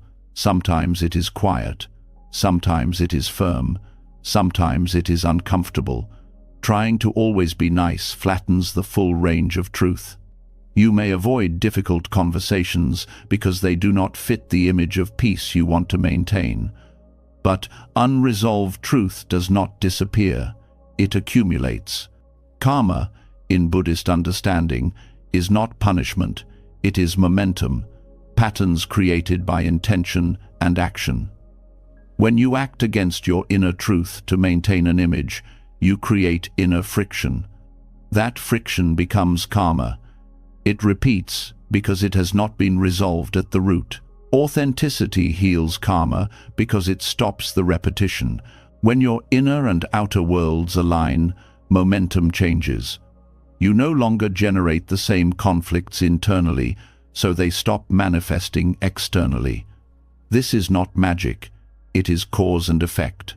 Spiritual people-pleasing also distorts compassion. You may prioritize appearing compassionate over actually being helpful. You may avoid setting boundaries because you want to be seen as accepting. But compassion without boundaries often enables harm. Authentic compassion is responsive, not performative. Another sign of this habit is moral comparison. You may quietly measure yourself against others, who is more patient, more detached, more awakened. This comparison feeds identity. It keeps the mind busy with ranking rather than presence. True practice has no scoreboard. Letting go of the need to be good means allowing yourself to be real. Real includes uncertainty. Real includes limits. Real includes moments of firmness that may not look spiritual, but real is clean. It does not leave residue. There is also grief here. You may grieve the image you worked hard to maintain, the role of the calm one, the wise one, the healer. Letting this go can feel like losing protection, but what you gain is freedom. You no longer have to act a part. This shift also changes how you relate to mistakes. When you are attached to being good, mistakes threaten your identity. You defend, you justify, you hide. When authenticity matters more than image, mistakes become opportunities to learn. You acknowledge them without collapse. Spiritual people-pleasing often keeps you from expressing anger or discomfort. You may label these emotions as unspiritual, but suppressing them does not dissolve them. It pushes them underground, where they influence behavior indirectly. Authenticity allows emotions to be felt without acting them out destructively. This does not mean indulging every impulse. It means not pretending they do not exist. Awareness transforms energy. Suppression distorts it. When you stop trying to be good, your actions become simpler. You help when you can. You say no when you can't. You rest without guilt. You speak honestly without cruelty. You stop managing how you are seen. This also affects your relationship with teachers, teachings, and traditions.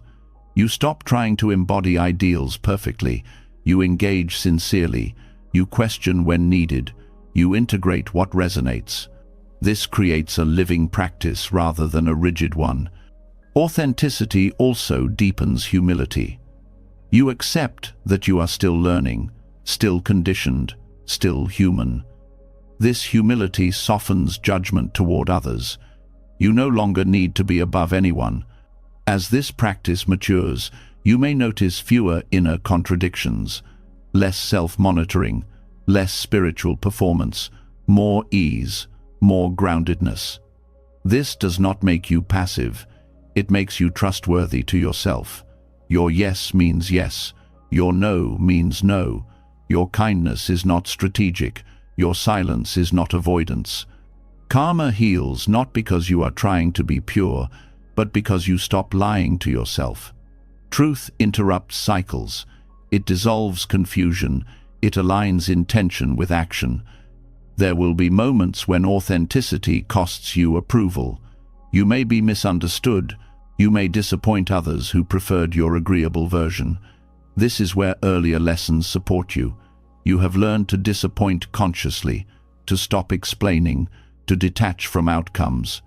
Authenticity also brings a new kind of peace.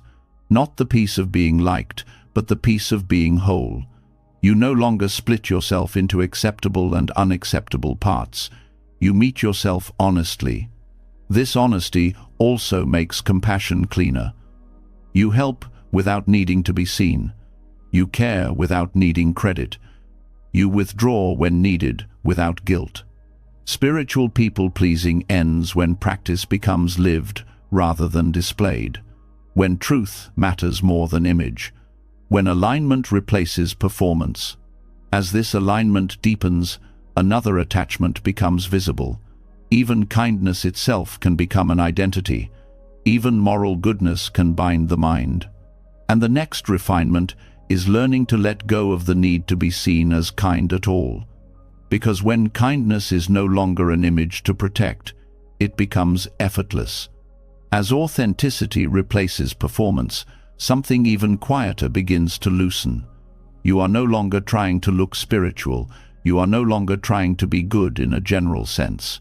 Yet, there may still be a subtle grip inside, a wish to be seen as kind, a hope that others recognize your goodness. This attachment is delicate, almost invisible, because kindness feels like the safest place to stand. But even this can bind the mind when it becomes an identity instead of a natural response. There is a certain warmth that comes from being seen as kind. It brings acceptance. It brings a sense of being on the right side of things. Over time, this warmth can turn into dependence. You may begin to measure your actions by how kind they appear rather than how true they are. You may soften your honesty, delay your boundaries, avoid necessary discomfort, all to preserve an image that feels morally safe. This does not happen because you are dishonest. It happens because kindness has been rewarded. Somewhere along the way, you learned that being kind meant being good, and being good meant being worthy of love. That lesson sinks deep, so deep that even when you let go of approval, outcomes, and spiritual performance, the mind may still cling to moral identity as its last refuge. Buddhist wisdom invites a radical honesty here. Kindness that is attached to identity is not free. It comes with fear. Fear of being misunderstood, fear of being judged as harsh, fear of losing the moral high ground. These fears shape behavior subtly. You may not say what needs to be said. You may not leave when you should. You may not protect your energy because doing so could make you look unkind. The mind binds itself when it needs to be seen as good. Every interaction becomes a test. Am I being kind enough? Did that sound gentle? Was that too firm? This constant monitoring creates tension. Not outwardly, but inwardly. And tension is a sign that alignment is compromised. True kindness does not require observation. It does not need witnesses. It does not need to be named. It arises naturally when the heart is clear. But when kindness becomes something you are trying to maintain, it becomes heavy. You carry it like a badge that must not be scratched. One of the hardest truths to accept is that sometimes the most skillful action does not look kind on the surface. Saying no may feel cold. Leaving may look selfish. Silence may be interpreted as indifference.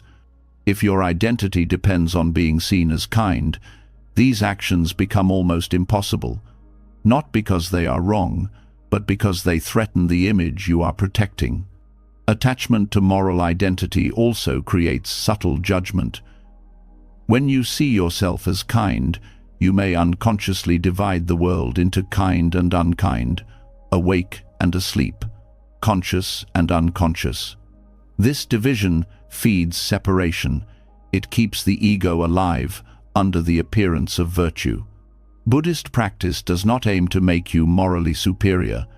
It aims to free you from clinging. When you cling to being kind, you cling to a self-concept. And any self-concept, even a positive one, creates suffering because it must be defended. You may notice how quickly discomfort arises when your kindness is questioned.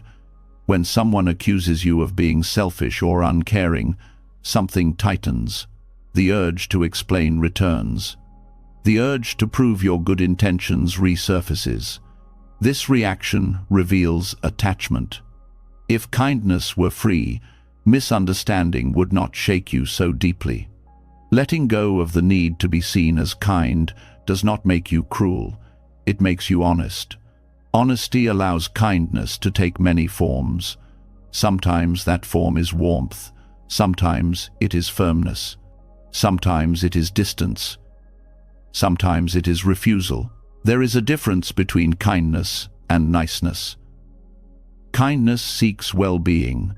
Niceness avoids discomfort. Kindness may create it. When you release moral identity, you are no longer limited to niceness. You can act in ways that truly reduce suffering, even if they are misunderstood. This release also heals self-judgment. When you no longer measure yourself against an image of kindness, you stop punishing yourself for being human. You allow yourself to feel irritation without shame. You allow yourself to rest without guilt. You allow yourself to say no without self-attack. Attachment to being kind often keeps people in harmful situations. They tell themselves they are being compassionate by staying. But compassion that destroys your health, clarity, or dignity is not wisdom. Letting go of the image of kindness allows you to choose what is actually skillful. This does not mean acting without care. It means caring without attachment. You still consider impact. You still listen. You still act with awareness, but you are not paralyzed by how your actions will be labeled. Another subtle effect of moral identity is how it distorts giving. You may give when it is not sustainable. You may overextend. You may say yes out of obligation. This creates imbalance. When you release the need to be seen as kind, giving becomes cleaner. You give when it is true. You stop when it is not. There is also freedom in no longer being the good one. You do not have to mediate every conflict. You do not have to absorb everyone's emotions. You do not have to fix what is not yours to fix. This frees energy for what truly matters. Letting go here can feel risky. You may worry that without the identity of kindness, you will become harsh or indifferent. But this fear misunderstands your nature. Kindness does not come from identity. It comes from awareness. When awareness is present, harm feels unnatural. Buddhist teachings often point out that clinging to virtue can be as binding as clinging to vice. Both reinforce the sense of a self that must be maintained. Liberation comes from releasing both. You act ethically, not because you are a good person, but because clarity sees what reduces suffering. As this understanding settles, you may notice a lightness in interactions. You are no longer trying to come across a certain way. You respond, you listen, you act. Then you let go. There is less mental residue. This also deepens humility. You stop assuming your way is the kind way. You stay open to learning. You allow yourself to be wrong. This openness prevents rigidity. Letting go of moral identity does not mean abandoning values. It means embodying them without attachment. Values guide action, but they do not define the self. This distinction is subtle but powerful. When kindness is no longer an image, it becomes fluid. It adapts to context. It responds to reality. It does not insist on being recognized. This is why it feels natural and effortless. As this release integrates, inner conflict reduces further. You are no longer fighting to maintain a certain version of yourself. You move with greater ease. Decisions feel cleaner. Regret lessens. This is another step in leaving the inner battlefield. You stop arguing with yourself about who you should be. You stop policing your own behavior through moral fear. You trust awareness to guide you.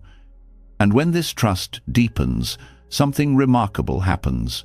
The war between who you are and who you think you should be begins to dissolve. The constant inner negotiation quiets. And that quiet opens the next doorway, where alignment no longer requires effort, because the conflict that demanded effort is no longer there. As the need to be seen as kind loosens, something deeper finally becomes visible. Not another habit, not another identity to drop, but a constant tension you may have lived with for so long that it felt normal. A silent war happening inside you, a war between who you are in this moment and who you believe you should be. And until this war ends, alignment will always feel temporary. There is a quiet exhaustion that comes from living in opposition to yourself. You wake up already measuring, already correcting, already negotiating. One part of you feels, wants, reacts, rests. Another part watches closely, judging, adjusting, comparing. This inner split drains more energy than any external struggle, and most people never question it. They assume this tension is discipline, or growth, or responsibility. But it is conflict. The inner battlefield is built from expectations. Expectations absorbed from parents, culture, teachers, peers, and even spiritual ideals. Somewhere along the way, you learned that who you naturally are is not enough, that you must become something else. Calmer, more productive, kinder, less emotional, more disciplined, more evolved. These ideas were not meant to harm you, but when they harden into identity, they create division. This division shows up as constant self-correction. You feel something, then immediately question it. You want something, then shame it. You react, then attack yourself for reacting. Life becomes a series of internal interruptions. You are never fully here, because part of you is always trying to replace the present version of you with a better one. Choosing yourself means stepping out of this war, not by winning it, but by refusing to fight. You stop treating your present experience as an enemy that must be fixed before it is allowed. You stop postponing self-acceptance until some imagined future version arrives. This does not mean giving up on growth. It means changing the relationship with growth. Growth stops being a rejection of who you are and becomes a natural unfolding. You still learn, you still refine, but you do not do it from self-contempt. The battlefield is fueled by comparison. You compare yourself to ideals, to others, to past versions of yourself. Every comparison creates distance. Distance between where you are and where you think you should be. That distance becomes tension, and tension becomes suffering. When you leave the battlefield, comparison loses its grip, not because you are better than it, but because you no longer need it. You stop using external measures to decide whether you are allowed to rest, to feel, to exist as you are. One of the hardest things to accept is that you do not need to resolve yourself before you are worthy of peace. The mind resists this. It says, "But if I stop pushing, I'll stagnate." This fear misunderstands how growth works. Growth does not come from pressure. It comes from attention, from curiosity, from presence. The inner war is also maintained by language. The way you talk to yourself matters. I should be better. I shouldn't feel this way. I need to fix myself. These phrases assume a broken self. When you notice them, you are already halfway out of the battlefield.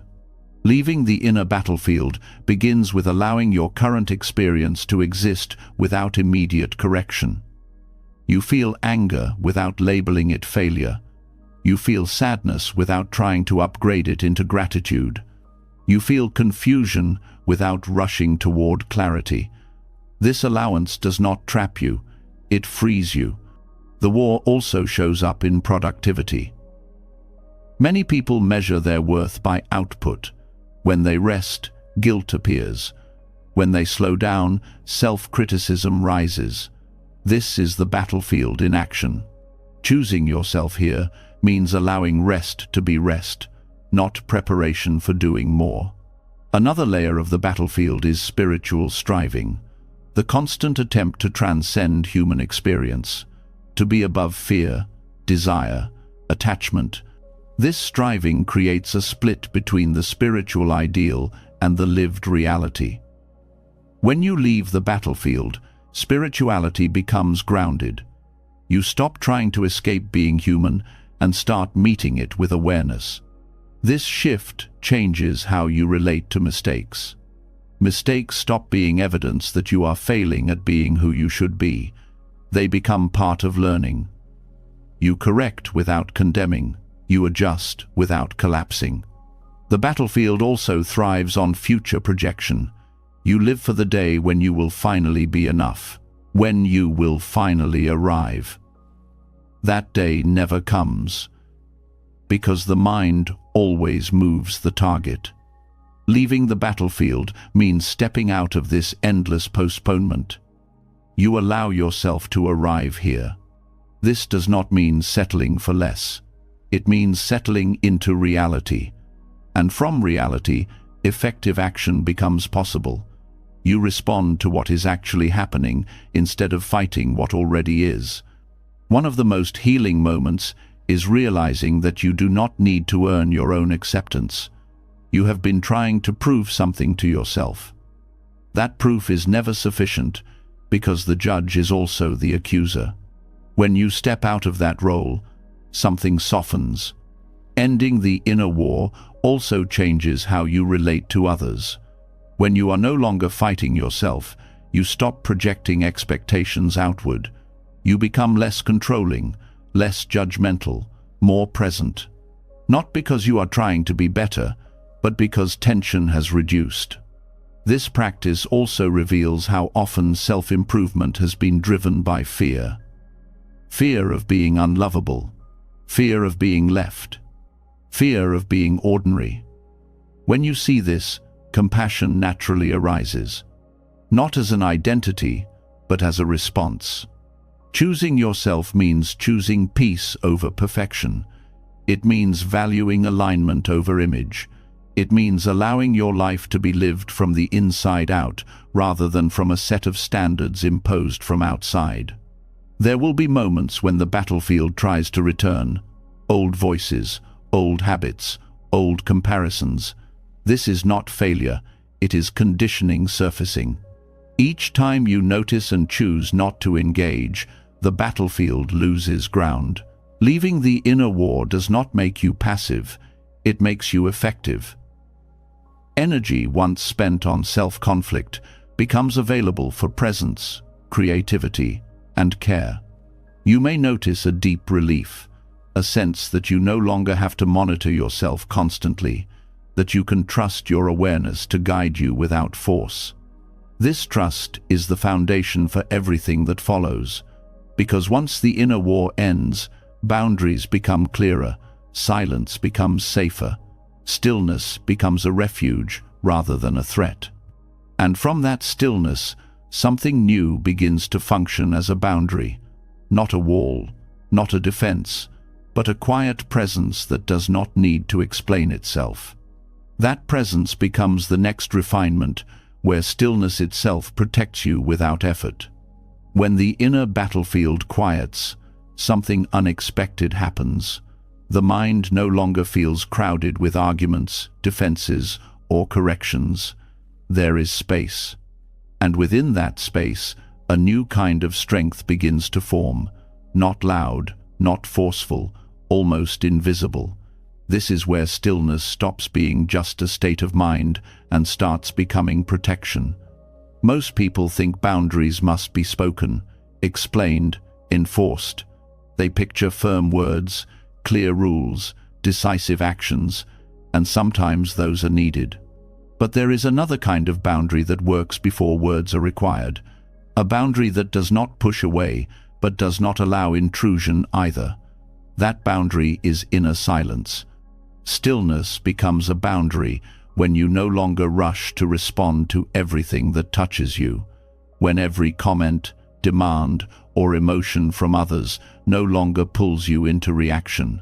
Silence, in this sense, is not withdrawal. It is presence without leakage. You are here, but you are not open to being invaded. This kind of stillness grows naturally once the inner war has ended. When you are no longer fighting yourself, you no longer feel the need to defend yourself constantly. Defense relaxes, and in that relaxation, clarity sharpens. Inner silence is often misunderstood as weakness. People fear that if they do not speak up immediately, they will be overrun. That silence equals agreement. That calm equals submission. But silence that comes from alignment is not passive. It is deliberate. It holds ground without tension. When you are still inside, you feel less urgency to explain, justify, or correct. You can hear what is being said without absorbing it. You can feel emotional pressure without acting on it. This changes the dynamic instantly. Many interactions rely on reaction to continue. When reaction is absent, the pattern breaks. Stillness protects you because it prevents unnecessary engagement. Not every comment needs a response. Not every provocation deserves attention. Not every emotion from others needs to be met with your energy.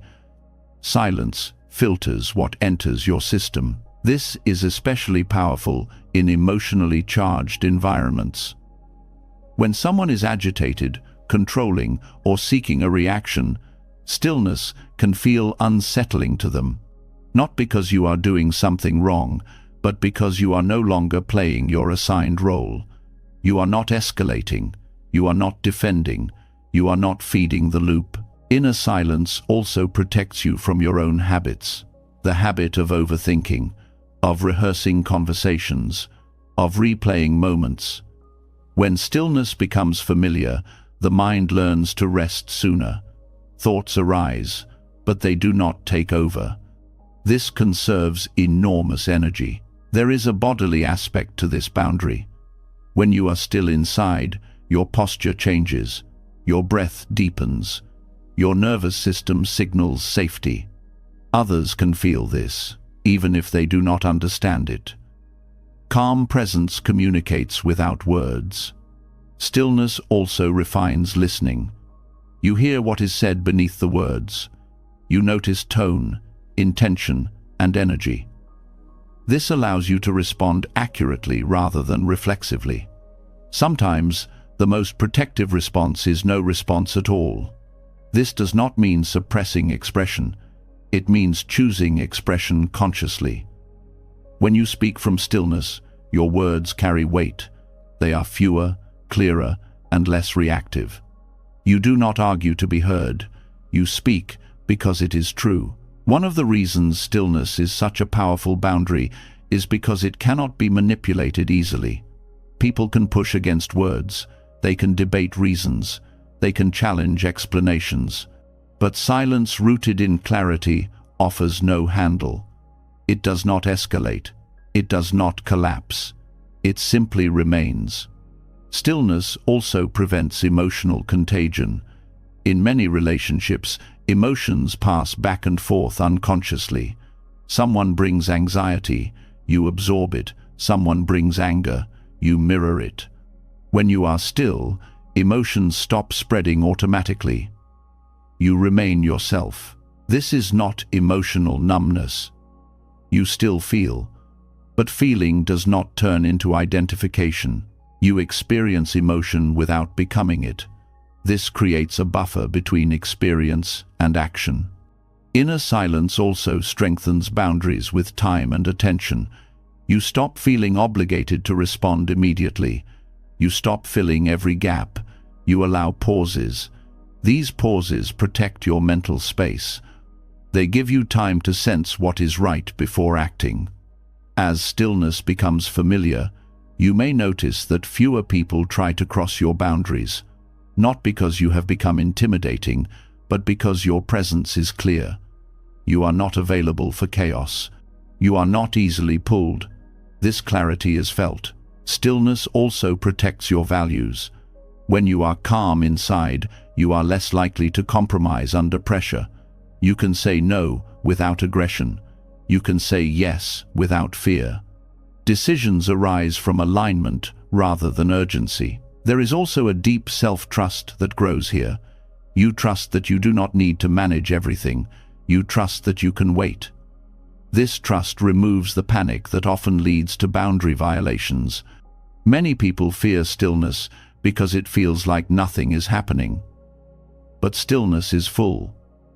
It is alert. It is aware. It notices more, not less. From this awareness, you can act precisely.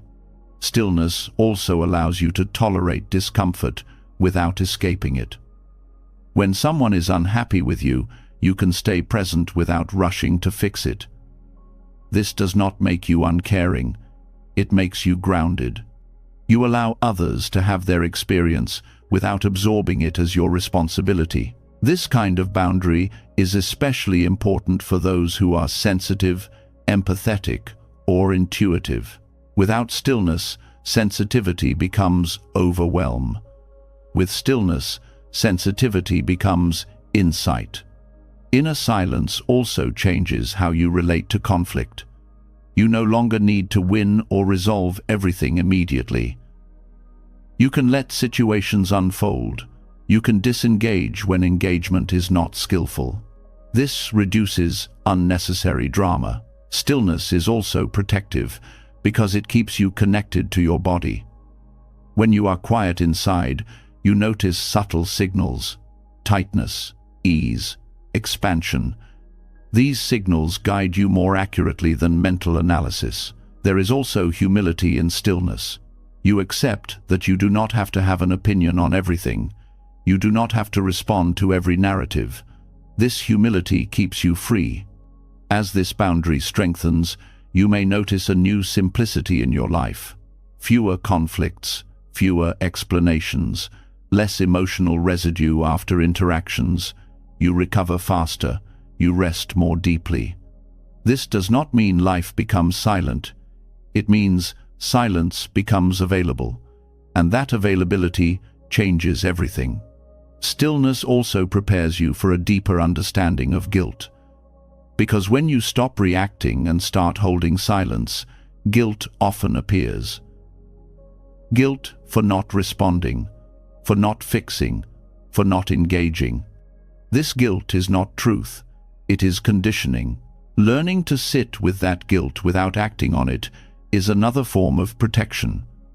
You see that nothing collapses when you do not perform. Life continues, relationships adjust. As inner silence becomes a trusted boundary, you stop leaking energy. You stop carrying conversations long after they end. You stop defending yourself in your mind. This creates spaciousness. From this spaciousness, alignment becomes effortless. You are no longer constantly responding to the world. You are meeting it from a stable center. And in this stability, another layer becomes visible. Even guilt itself begins to look different. You start to see how often guilt has been used to control your choices, how it has masqueraded as morality. And the next step in choosing yourself is understanding that guilt is often learned, not true. Releasing it opens the door to saying no without inner punishment, and to living with a freedom that no longer needs defense. As stillness becomes a natural boundary, another inner signal grows louder. Not fear, not doubt, but guilt. It often arrives quietly, right after you choose not to respond, not to engage, not to give more than you have. Guilt tries to pull you back into old patterns. It whispers that you are doing something wrong simply because you are no longer doing what was expected. And this is where alignment is tested in a deeper way. Guilt has a powerful presence in many lives. It feels heavy, authoritative, moral. But most guilt is not born from truth. It is learned, conditioned, passed down through families, cultures, and systems that equated obedience with goodness. Over time, this conditioning became internalized. You no longer need someone to tell you that you should give more, tolerate more, explain more. The voice lives inside you now. Saying no without guilt feels almost unnatural at first. The body tightens, the mind searches for justification. You may feel the urge to soften your refusal, to add excuses, to promise future availability. This urge is not kindness.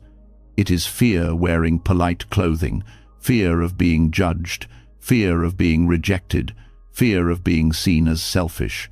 Understanding guilt as a learned illusion changes how you relate to it. Instead of treating guilt as a command, you begin to see it as a signal that an old rule has been activated, a rule that once kept you safe by securing approval or belonging. That rule may no longer apply, but the feeling remains. Many people confuse guilt with conscience, but they are not the same. Conscience arises from clarity. It points to harm. Guilt arises from conditioning. It points to disobedience. One is rooted in awareness, the other in fear. Learning to tell the difference is essential for alignment. When you say no from clarity, there is a sense of rightness, even if discomfort follows. When you say no and feel guilt, it does not automatically mean you are wrong. It often means you are changing. The nervous system is adjusting to a new pattern. Old alarms go off even when no danger exists. Guilt has been used as a social glue. It keeps people compliant, predictable, easy to manage. When you step out of this system, guilt increases temporarily. It is the mind's attempt to restore the familiar order. Recognizing this prevents you from mistaking discomfort for wrongdoing. Saying no without guilt restores alignment because it brings your actions back into agreement with your inner truth. Each guilt-free no strengthens self-trust. You learn that you can choose yourself without the world collapsing. This learning is experiential. It happens through repetition. At first, you may still feel guilt even when you choose correctly. The key is not to eliminate guilt immediately, but to stop obeying it. You let it be present without letting it decide. Over time, guilt loses authority. It becomes background noise instead of a driver. This practice also clarifies responsibility. You are responsible for your choices, not for managing other people's emotional reactions to them. Guilt often arises when you take responsibility for feelings that are not yours. When you release this burden, relationships become more honest. Saying no without guilt also protects your energy. Many people are exhausted not because they do too much, but because they do too much against their will. Each forced yes creates inner resistance. Resistance drains energy. Honest no restores it. There is also grief here. You may grieve the version of yourself who always showed up, who was always available, who was praised for sacrifice. Letting go of that identity can feel like losing value. But what you are losing is not value. It is overextension. Guilt-free boundaries also reveal who respects you. Some people will adjust. They may not like the boundary, but they will accept it. Others will push harder. They may guilt, pressure, or withdraw. This information is painful, but useful. It shows where connection was based on access rather than respect. Understanding guilt as learned allows you to respond differently to it. Instead of arguing with it, you acknowledge it. This feeling makes sense given my conditioning. This acknowledgement softens the struggle. You are no longer fighting guilt or obeying it. You are observing it. This observation also creates choice. You can feel guilt and still act in alignment. This is courage, not the absence of discomfort, but the willingness to stay true while discomfort passes. Saying no without guilt also refines communication. You stop over-explaining. You state your boundary simply. You allow silence to follow. This simplicity reinforces the boundary. It tells others that your no is not an invitation for negotiation. This does not mean becoming rigid. You still listen, you still consider. But the final decision comes from clarity, not from fear of guilt. This distinction changes everything. As guilt loosens its grip, you may notice more ease in your body, less tension, less bracing. You recover faster after interactions. You stop replaying conversations in your mind. This is alignment being felt, not conceptualized. Guilt-free no also deepens compassion. When you stop resenting your own yes, you stop resenting others. Your generosity becomes genuine again. You give when it is true. You stop when it is not. This creates balance. This practice also dismantles the belief that you must earn rest. Rest becomes allowed, not as a reward, but as a need. You stop apologizing for your limits. You honor them. Guilt often disguises itself as humility, but humility does not require self-erasure. True humility recognizes limits. It does not pretend to be endless. Saying no can be an act of humility. As alignment strengthens, you may notice fewer internal arguments. Decisions feel cleaner.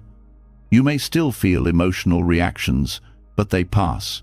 You trust yourself more. This trust also allows you to walk away from situations without closure. You no longer need everyone to understand or agree. You accept that alignment does not require consensus. The illusion of guilt fades when you see its pattern. It appears when you break a rule you did not consciously choose. When you question the rule, guilt loses meaning. This questioning is not rebellion, it is maturation. You move from obedience to discernment, from external rules to inner guidance. As you continue practicing guilt-free boundaries, life reorganizes. Your time aligns with your values. Your relationships become clearer. Your energy returns. And with this clarity, another attachment becomes visible.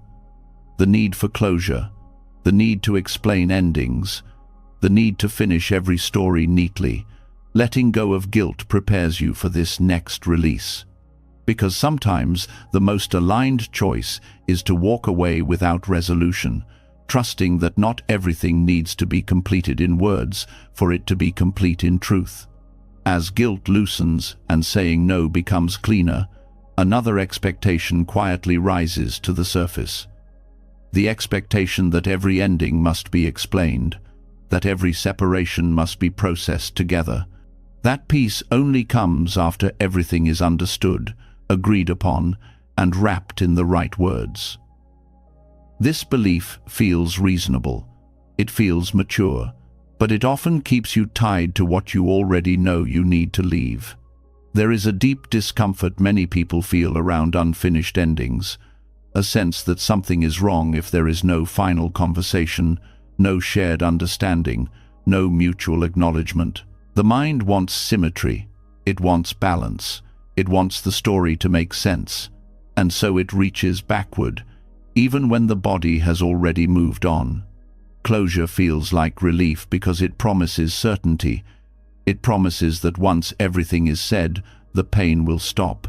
But closure is often another form of control, a way to manage uncertainty, a way to avoid sitting with the open-endedness of life. Walking away without closure is not avoidance when it comes from clarity.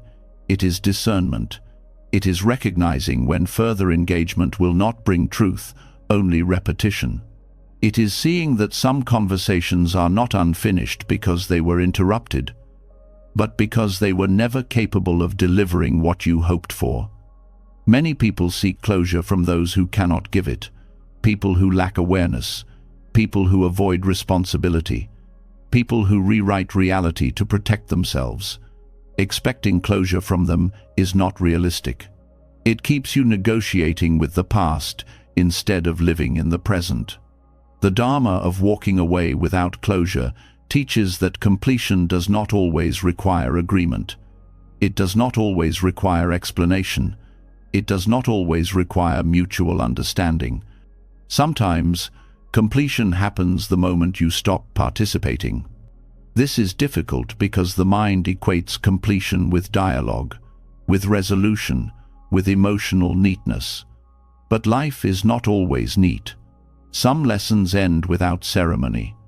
Some relationships dissolve without clarity. Some chapters close without summaries. Letting go completes itself when you stop feeding the pattern.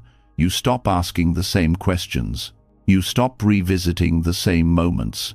You stop hoping for a different ending. This cessation is not passive.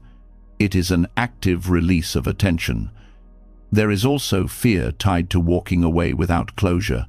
Fear that you will be misunderstood, that your silence will be misinterpreted, that your absence will be rewritten. These fears are real, but they are not reasons to stay entangled. They are reminders that you cannot control the narrative once you leave. Trying to secure closure often keeps you bound to someone else's capacity. You wait for them to understand, to apologize, to see you. This waiting delays your freedom. When you accept that understanding may never come, something relaxes. You stop postponing peace. Closure is also tied to validation. You may want the other person to acknowledge your pain, to confirm that your experience was real. This desire is human. But when validation does not come, continuing to seek it deepens the wound. Letting go means validating yourself. Walking away without closure does not mean pretending nothing happened. It means accepting that what happened does not need further processing with the person who caused it. You process internally. You integrate privately. This practice also respects timing. Sometimes the other person is not ready. Sometimes they never will be. Forcing closure does not accelerate healing. It often reopens wounds. The body often knows before the mind. You may feel a sense of relief at the thought of leaving, even without answers. That relief is information. It tells you that staying engaged is costing you something. Walking away without closure is especially important in situations where communication has become circular, where the same points are argued again and again, where truth is distorted, where gaslighting occurs. In these cases, seeking closure can become self-harm. The Dharma here is about recognizing when enough has been seen. You do not need to understand everything to let go. You need to trust what you already know. Letting go completes itself when you stop carrying questions that have no answers, when you stop waiting for permission to move on, when you accept that some endings are quiet. This does not make you cold, it makes you honest. You acknowledge the limits of dialogue. You stop asking the impossible. There is also grief in this practice. Grief for the ending you wanted. Grief for the conversation that never happened. Grief for the understanding that never came. Allowing this grief is part of completion. It honors what was lost without requiring resolution. Walking away without closure also strengthens self-respect. You stop begging for clarity.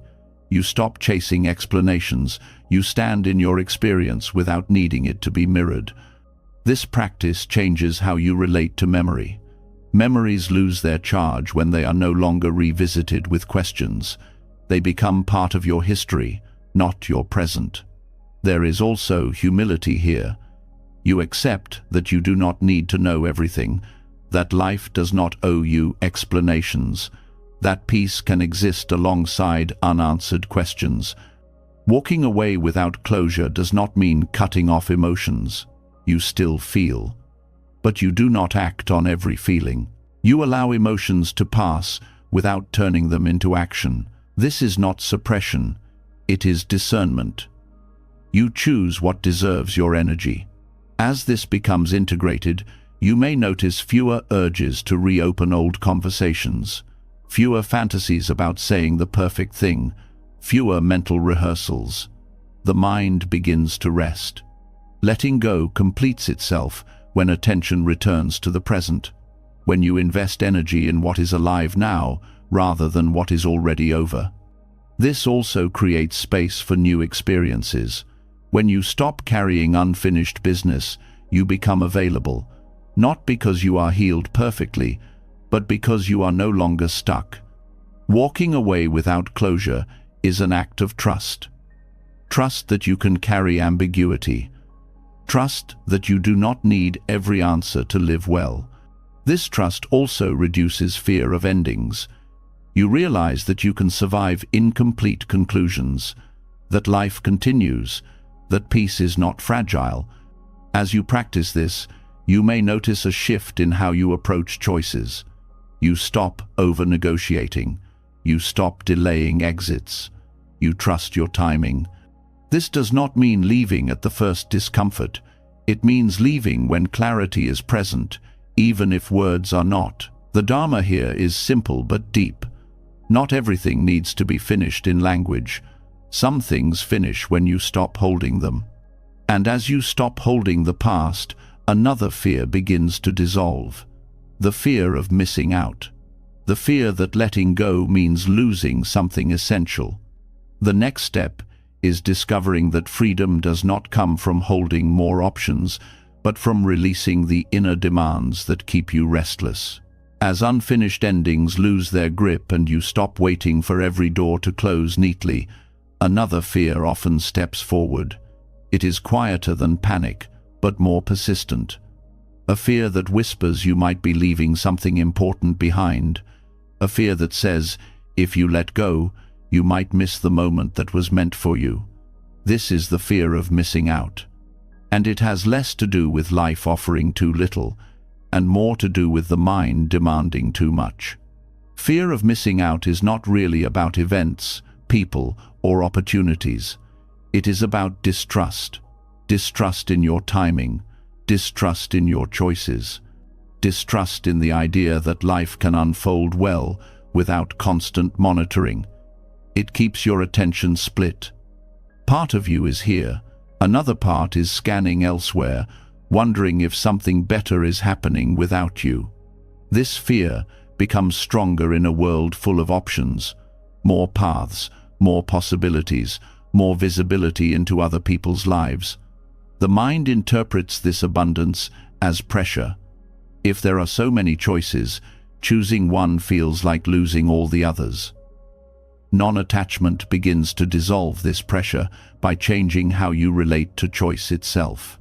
Non-attachment does not mean you stop caring.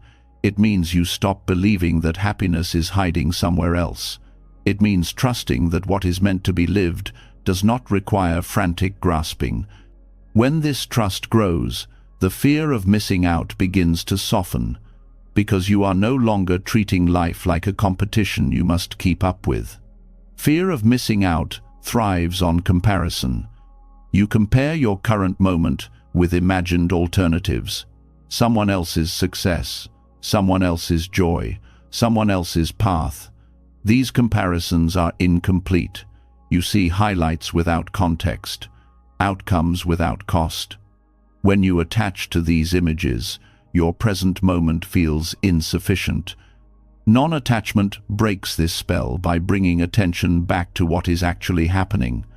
You stop living in potential futures and return to lived reality. This return is not resignation, it is relief. You realize you do not need to experience everything to live fully. Another root of fear of missing out is the belief that life has a limited number of chances, that if you miss one, something essential is gone forever. This belief creates urgency. Urgency creates anxiety. Anxiety clouds perception. You rush decisions, you overcommit, you say yes out of fear rather than truth. Non-attachment introduces a different understanding. It shows that life is not a single narrow path. It unfolds through responsiveness, not accumulation. When you release the need to grab every opportunity, the opportunities that align naturally remain.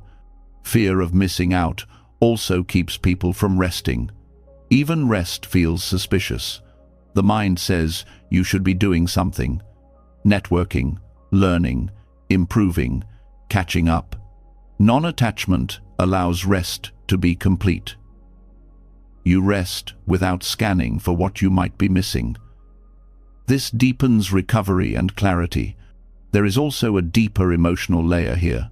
Fear of missing out is often fear of being left behind, fear of being irrelevant, fear of being forgotten. These fears touch old wounds of exclusion. Non-attachment meets these wounds with presence instead of distraction. You feel them without letting them drive your choices. As non-attachment grows, you begin to see how many of your inner demands are unnecessary. You do not need to attend everything, respond to everything, know everything, be everywhere. Each demand fragments attention. Fewer demands create focus. Focus creates satisfaction. Freedom arises not from more options, but from fewer inner obligations. When you stop demanding that life provide constant stimulation or confirmation, contentment becomes possible. Contentment is not boredom. It is fullness without excess. Non-attachment also changes how you experience desire. Desire no longer feels like lack. It becomes curiosity. You explore what draws you without believing that fulfillment depends on it. You can want something without feeling incomplete without it. Fear of missing out often pushes people to stay in situations that no longer serve them. They worry that leaving closes doors. Non-attachment shows that staying out of fear also closes doors. Doors to rest, to clarity, to new forms of engagement. This practice also changes how you relate to time. You stop racing against imagined deadlines. You trust your rhythm. You allow seasons. Some periods are expansive, some are quiet. Both are part of a full life. Non-attachment does not remove choice. It removes desperation from choice. You choose because it is right, not because you are afraid of missing something else. This creates steadiness. You may notice that when fear of missing out fades, presence deepens. You enjoy what you are doing more. not because it is extraordinary, but because you are actually there. Attention is no longer divided. This also reduces regret. Regret often comes from comparing what is with what could have been. Non-attachment accepts that every choice includes loss, and that loss does not need to be mourned endlessly. It is part of living. Fear of missing out keeps you chasing peak experiences. Non-attachment reveals the value of ordinary moments. These moments were always available, but were overlooked because the mind was elsewhere. This practice also reduces envy. You stop measuring your life against others. You see that every path includes unseen struggles. Comparison loses its appeal. Non-attachment helps you commit. When you are not constantly scanning for better options, commitment becomes easier. You invest fully. This depth creates meaning that surface-level engagement cannot. Fear of missing out also fuels distraction. Constant checking, switching, consuming. Non-attachment brings simplicity. You do fewer things, but with more presence. This is deeply satisfying. There is also humility here. You accept that you cannot experience everything. That limitation is not a failure, it is human. And within limitation, depth becomes possible. As inner demands fall away, you may notice a quiet joy. Not excitement, but ease. You stop bargaining with the moment. You meet it as it is. Non-attachment also reduces anxiety about the future. You trust that what matters will find you when the conditions are right. You stop forcing. This does not mean passivity. You still act, you still explore, but you are not driven by fear. You are guided by alignment. Fear of missing out dissolves when you stop asking, "What if there's something better?" and start asking, "What is alive here?" That shift returns you to your life. As this freedom stabilizes, another situation arises. Sometimes choosing yourself means standing alone, not because you rejected others, but because your path no longer matches theirs. When no one understands your choice, solitude can feel heavy, and the next step is learning how solitude can become confirmation rather than isolation. As the fear of missing out loosens, a quieter challenge appears. You are no longer pulled in 100 directions. You are clearer, more selective, more honest, and yet something feels exposed. The path you are walking no longer matches the paths around you. Fewer people nod in agreement. Fewer people understand your choices. This is where many turn back. But this is also where choosing yourself becomes real. There is a particular ache that comes from being misunderstood, not argued with, not criticized openly, but quietly not seen. You speak from clarity and receive confusion. You act from truth and meet silence. This can feel like isolation, even when people are physically present. The mind asks an old question again. Am I wrong, or am I just alone? Most people avoid this moment. They adjust themselves slightly to regain resonance. They soften their truth. They re-enter familiar patterns. Not because they are weak, but because belonging is deeply wired into the nervous system. Being understood once meant safety. Being aligned meant survival. When understanding disappears, the body reacts as if something is wrong. But something different is happening now. You are not being rejected for who you are pretending to be. You are being misunderstood for who you actually are. That distinction matters more than it first appears. Choosing yourself when no one understands is not a heroic act. It is a quiet one. It does not feel triumphant. It often feels uncertain. There is no applause, no reassurance. Just a steady sense that turning back would cost you more than moving forward. Solitude begins here, not as absence, but as honesty. You are no longer surrounded by reflections that confirm your choices. You are left with yourself. This can feel unsettling, but it is also revealing. Without external reinforcement, You learn what you actually trust. Isolation says, I am cut off. Solitude says, I am standing with myself. The difference is subtle but profound. Isolation feels like rejection. Solitude feels like alignment without witnesses. This kind of solitude often arises when your values shift, when your pace slows, when your priorities change. Others may not recognize you anymore, not because you disappeared, but because you are no longer operating from shared assumptions. You stop explaining because explanations no longer help. Silence grows. Distance widens. The mind may try to interpret this as failure. It may tell you that you are becoming distant, difficult, or disconnected. But solitude does not mean you lack connection. It means connection is no longer based on performance or agreement. One of the most challenging aspects of this phase is resisting the urge to self-doubt. When no one understands your choice, the mind looks for external validation to confirm it. Without that validation, old habits resurface. You may replay conversations. You may question your clarity. This is natural, but it is also where self-trust is tested. Self-trust does not come from certainty. It comes from consistency.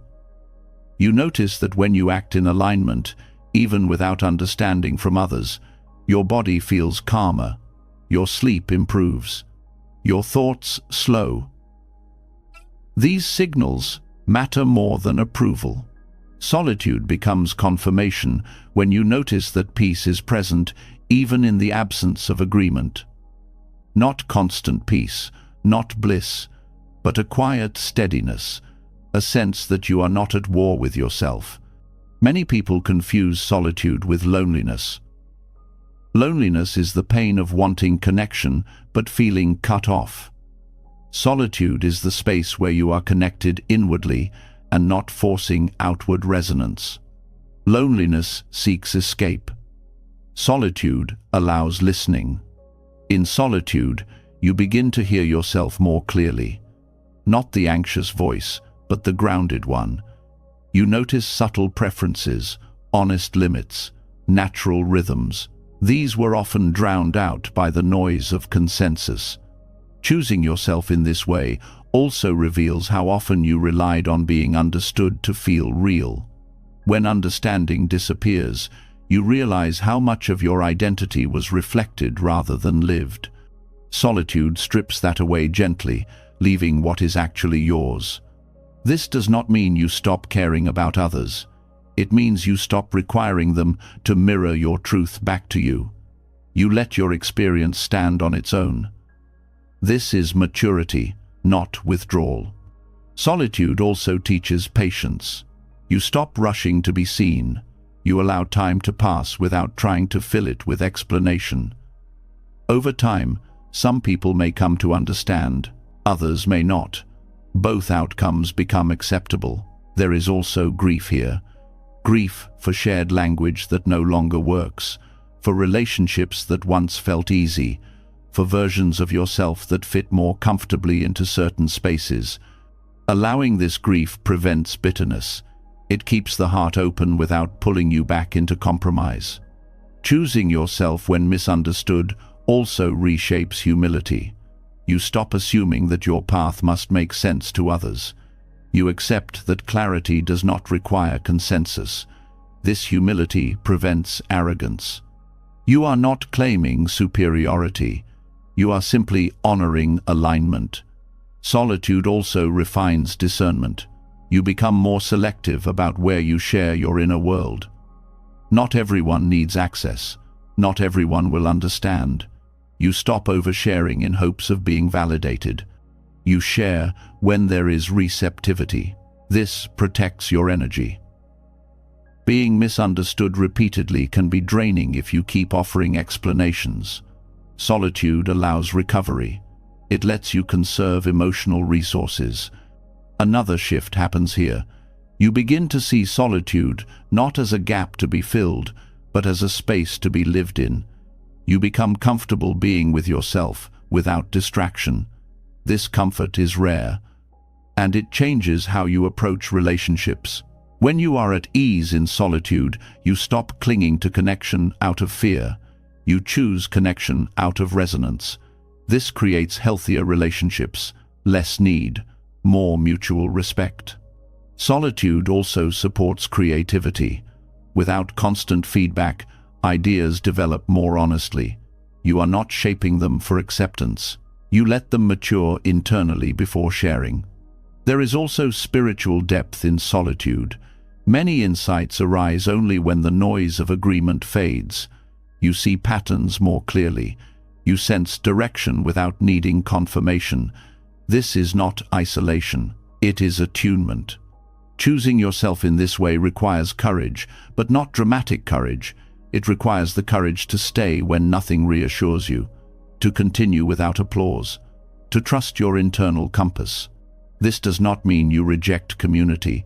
It means you no longer use community to avoid yourself. You can be alone without feeling abandoned. You can be with others without losing yourself. Over time, solitude stops feeling heavy. It becomes neutral, then supportive, then even nourishing. You realize you are not alone in it. Many who choose alignment pass through this phase. They simply do not talk about it much. As solitude becomes confirmation rather than isolation, something else becomes clear. Choosing yourself is not about constant self-protection. It is about ending the habit of sacrificing yourself for harmony. That sacrifice, once praised, often hides a deeper violence against the self. And seeing that violence clearly opens the next door, where alignment requires honesty about the cost of self-sacrifice. As solitude becomes steady instead of frightening, a hard truth starts to surface. You begin to see that many of the moments you called love, loyalty, or peace were built on something quieter and more damaging. You did not just bend. You disappeared, not all at once, but slowly. And what once felt noble now reveals a deeper cost. Self-sacrifice is often praised. It is taught early and rewarded often. Be the one who gives. Be the one who understands. Be the one who keeps things together. On the surface, this looks like virtue, but beneath it, something else is happening. Each time you abandon your own truth to preserve harmony, a small act of violence occurs. Not dramatic, not visible, but real. Violence does not always leave bruises. Sometimes it leaves numbness. Sometimes it leaves confusion. Sometimes it leaves a quiet resentment you cannot explain. When you consistently choose peace over truth, your system learns that your needs are negotiable. Over time, this teaches the body that safety comes from self-erasure. The hidden violence of self-sacrifice lies in its invisibility. No one points to it, no one calls it harm. You may even be thanked for it, but your nervous system keeps the score. Each swallowed boundary creates tension. Each unspoken no creates pressure. Each forced yes leaves residue. Harmony achieved through self-abandonment is unstable. It requires constant maintenance. You must keep adjusting, keep anticipating, keep smoothing. This creates hypervigilance. You are always watching the room, tracking moods, preparing to give more. This is not peace. It is survival dressed as kindness. Many people who sacrifice themselves believe they are choosing love, but love that requires you to disappear is not love. It is attachment mixed with fear, fear of conflict, fear of rejection, fear of being seen as difficult. These fears push you to prioritize harmony over honesty. Buddhist wisdom does not celebrate self-sacrifice. It points toward non-harm, and non-harm includes yourself. When you consistently harm yourself to avoid discomfort in others, suffering multiplies. It does not disappear. It simply moves inward. One reason self-sacrifice feels right is because it reduces immediate tension. You say yes, and the conflict stops. You stay silent, and the moment passes. This short-term relief trains the nervous system to repeat the pattern, but the long-term effect is misalignment. Your inner and outer worlds drift apart. This drift creates exhaustion, not the kind that sleep fixes, the kind that comes from living divided. One part of you complies, another part resists. Over time, resistance turns into shutdown. You may feel flat, disconnected, unsure what you want. This is not because you lack desire. It is because desire has been ignored for too long. Self-sacrifice also distorts relationships. When you give beyond your truth, others relate to a version of you that is incomplete. They do not know where you end. You do not know where you end. Boundaries blur. Resentment builds quietly. Eventually, harmony breaks anyway, often explosively. There is also a moral confusion around self-sacrifice. Many believe that suffering for others makes them good, but goodness that costs you your dignity is not goodness. It is conditioning. You were taught that being easy makes you lovable, that being agreeable keeps you safe. That belief may have protected you once. It may now be harming you. The violence here is not intention. You did not mean to harm yourself. You were trying to survive. But survival patterns that continue past their usefulness become prisons. Seeing this is not self-blame. It is clarity. Self-sacrifice often hides behind spiritual language, acceptance, compassion, letting go. But true acceptance does not require silence in the face of harm. True compassion does not require endless giving. Letting go does not mean letting yourself be diminished. When you abandon yourself repeatedly, your body learns to expect betrayal from the inside. This creates anxiety, depression, chronic stress, not because life is unbearable, but because your inner system does not feel protected by you. Choosing yourself is the end of this violence, not through aggression, but through presence. You begin to notice when you are about to disappear. You feel the contraction. You pause. You choose truth over harmony. This choice can feel terrifying. Self-sacrifice has been your way of staying connected. Without it, you may fear loss, conflict, rejection. These fears are real, but staying in self-erasure costs more than leaving it. Ending self-sacrifice does not mean becoming selfish. It means becoming whole. When you stop abandoning yourself, your actions become cleaner. You give when you want to. You stop when you need to. This creates real harmony, not forced peace. There is also grief in recognizing how often you harmed yourself to keep things smooth. Grief for the times you stayed quiet, for the boundaries you never set, for the energy you lost. Allowing this grief is part of healing. It acknowledges the cost without freezing you in regret. As you stop self-sacrificing, others may react strongly. They were comfortable with your disappearance. Your presence may feel disruptive. This does not mean you are wrong. It means the system is changing. This shift also reveals how much of your identity was built around being needed. When you stop sacrificing, you may feel uncertain about your role. This uncertainty is temporary. It makes space for a more honest sense of self. Non-violence toward yourself requires courage. Not loud courage, but quiet consistency. Each time you choose not to abandon yourself, you rebuild trust internally. Your body learns that you are safe with you. This internal safety changes everything. Decisions become clearer. Boundaries become steadier. You no longer need to justify your existence through giving. You exist because you exist. Self-sacrifice also keeps people trapped in stories. Stories where you are the hero, or the victim, or the strong one. These stories give meaning to suffering. Letting go of self-sacrifice prepares you to let go of these narratives too. Because as long as you are sacrificing yourself, the story must continue. Someone must be saved. Someone must be endured. Someone must be blamed. When you stop sacrificing, the story loses fuel. This is where the next release begins. You start to see how identity itself has been maintained through narrative, through roles of hero, helper, or wounded one. And letting go of these stories becomes necessary for true freedom, because alignment does not come from being someone in a story. It comes from being present without needing a role at all. As the habit of self-sacrifice loosens, another structure quietly begins to wobble. You may not notice it at first because it has lived with you for so long. It has given meaning to pain. It has explained struggle. It has helped you survive.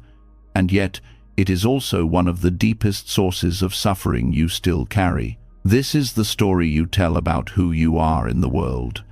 There is a subtle comfort in having a story, even a painful one. Stories organize experience. They give shape to chaos. They tell you why things happened and what role you played. Without noticing, many people organize their entire identity around one of two positions: the one who was wronged, or the one who endured and saved others, the victim or the hero. Both feel different, but they serve the same purpose. They keep the self intact through narrative. Narrative identity feels necessary because it gives continuity. It says, "This is me, this is what happened, this is why I am this way." The mind clings to this structure because without it, experience feels unanchored. Silence feels dangerous. If the story ends, who are you then? But stories do not just explain life. They replay it. Each time the narrative is repeated internally, the body relives the emotion. The nervous system does not distinguish between memory and present reality. Pain re-enters, tension tightens, suffering renews itself. The story where you are the victim often carries moral certainty. You were hurt. Something unfair happened. You did not deserve it. These things may be true, but when the identity is built around them, healing stalls. You may move forward in life while still referencing the same internal script. Each new situation gets filtered through the old lens. You remain vigilant, guarded, ready for the next injustice.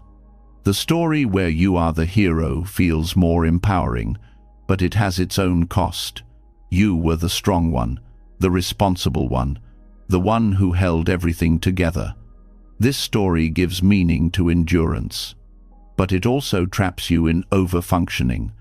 You feel valuable only when you are carrying something. Rest feels undeserved. Vulnerability feels unsafe. Both stories rely on memory to stay alive.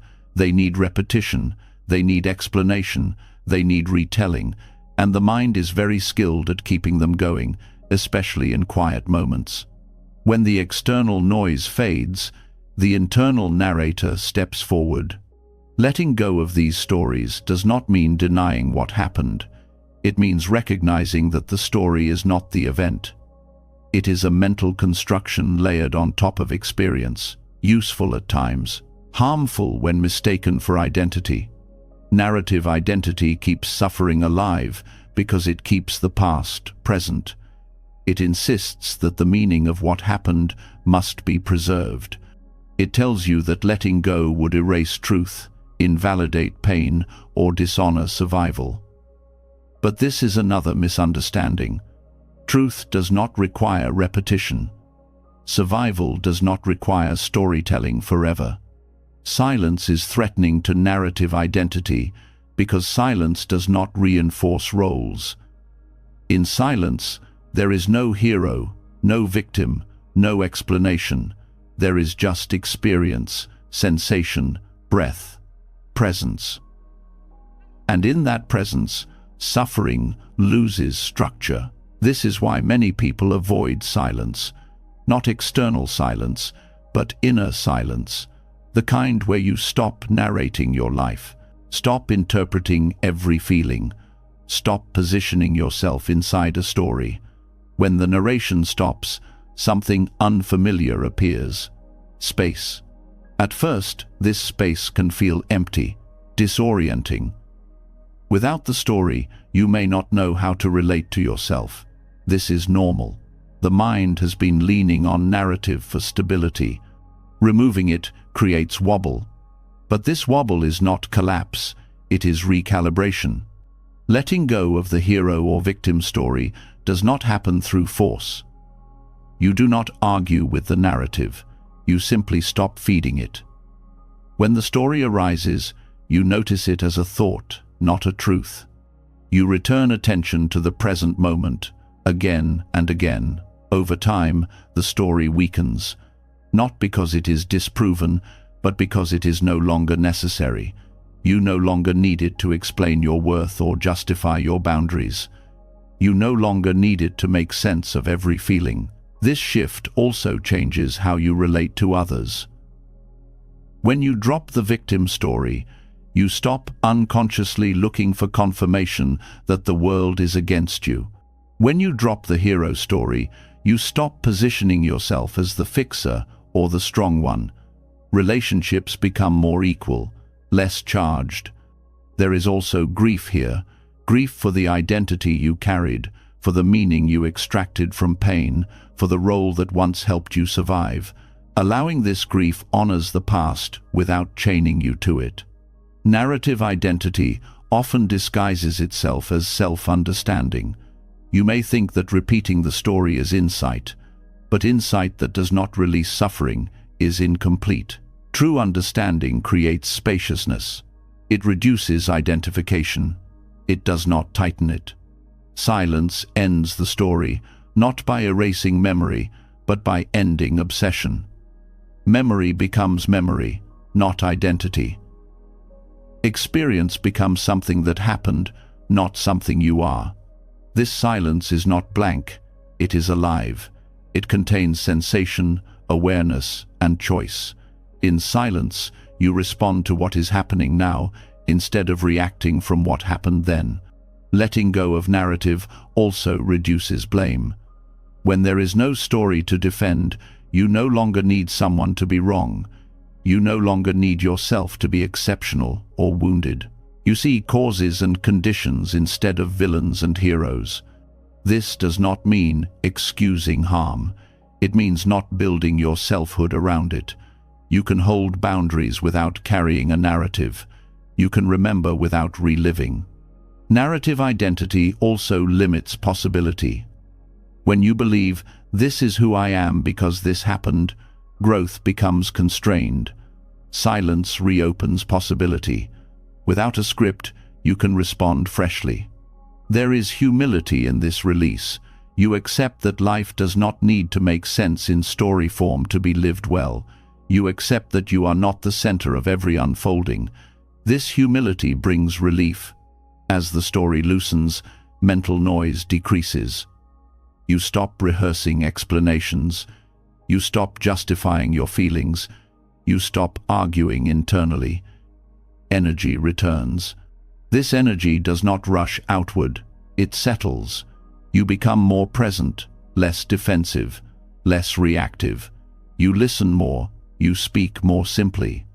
The end of narrative does not mean the end of meaning. It means meaning becomes immediate rather than conceptual.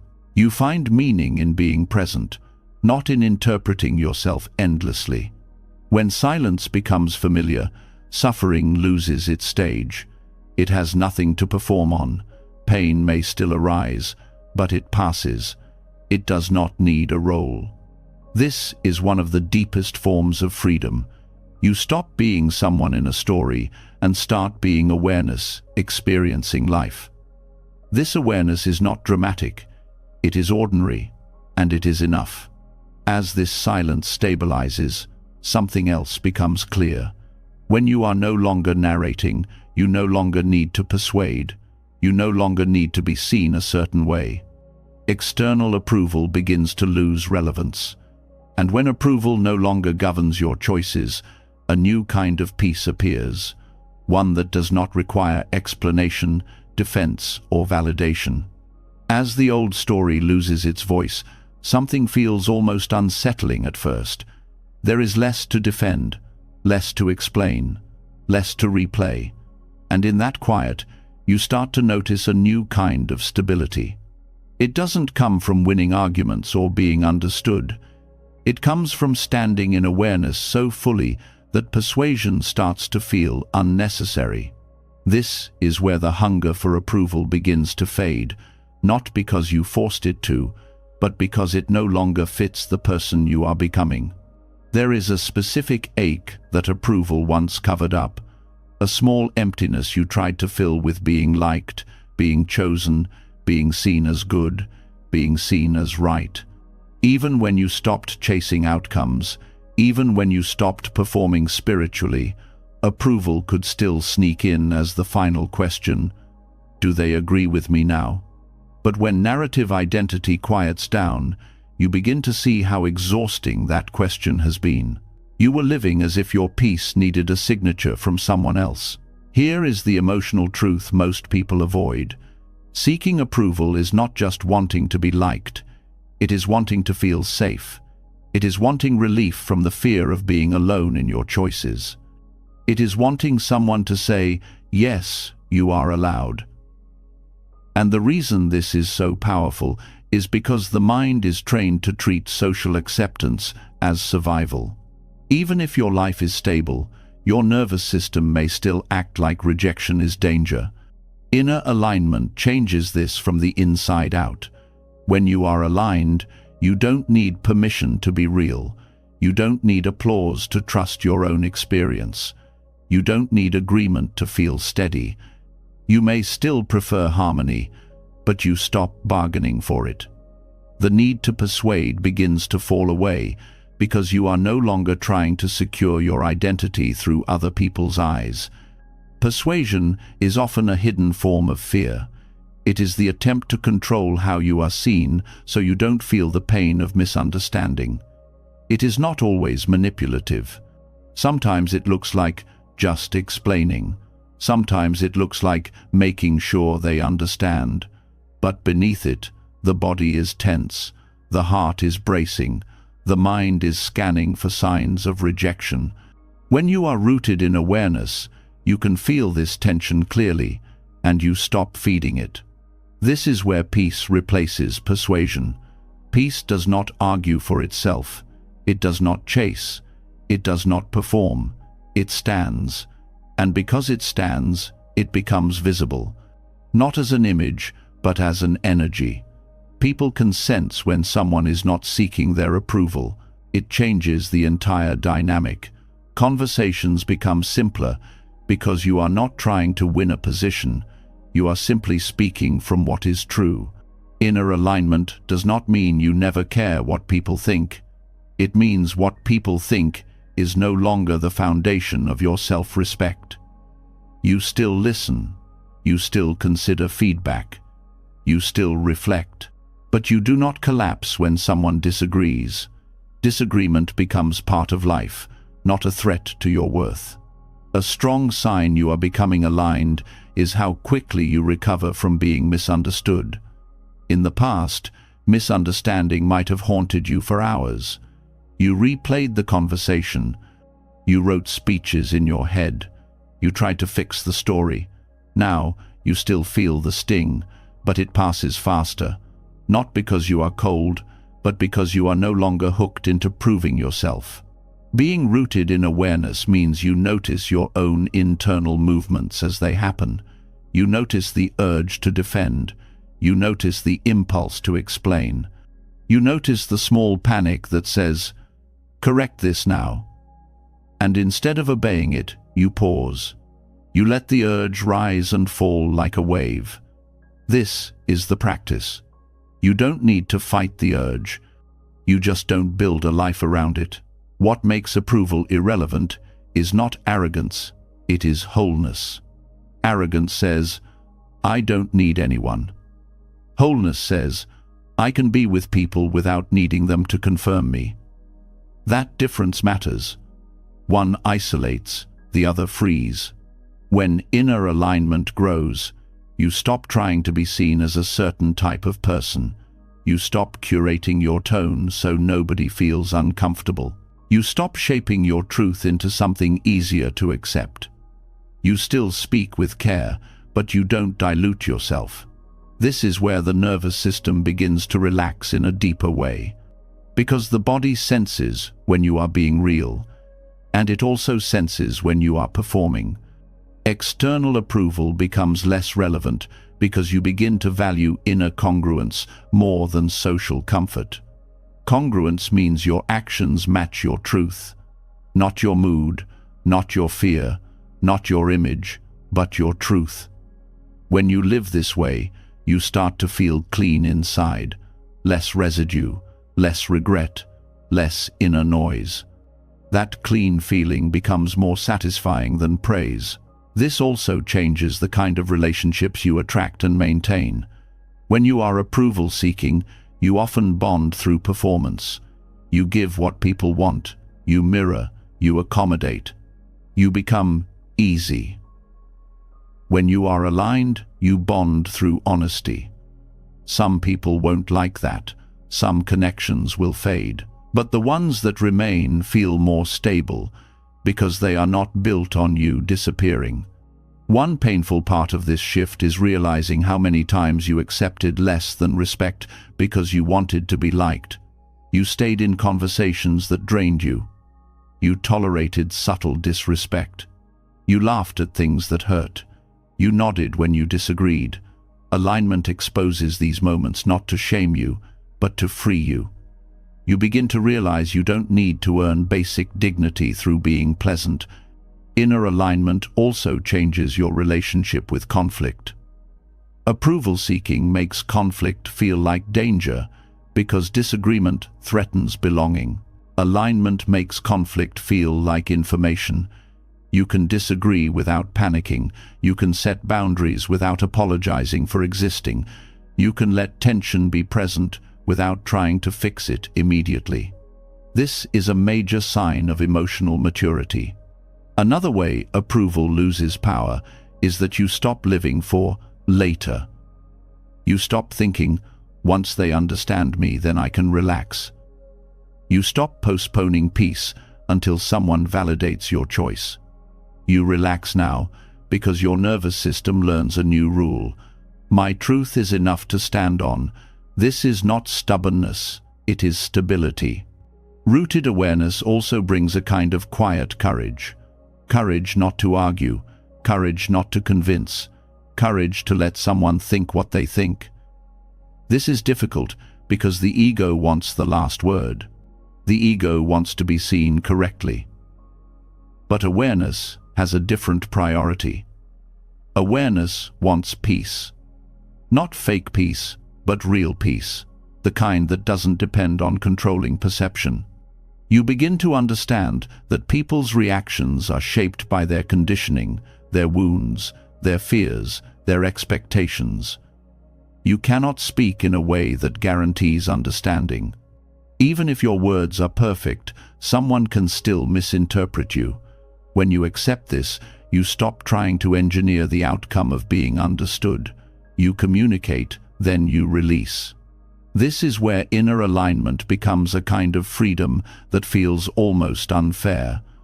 The world may still be chaotic, but you are not. People may still judge, but you don't have to wrestle with them inside your head. You stop carrying imaginary courtrooms in your mind. You stop defending yourself in conversations that already ended. This is priceless. Approval becomes irrelevant not because you stop loving others, but because you stop abandoning yourself for their comfort. You can love and still hold your line. You can care and still say no. You can be respectful and still be firm. You stop confusing peace with permission.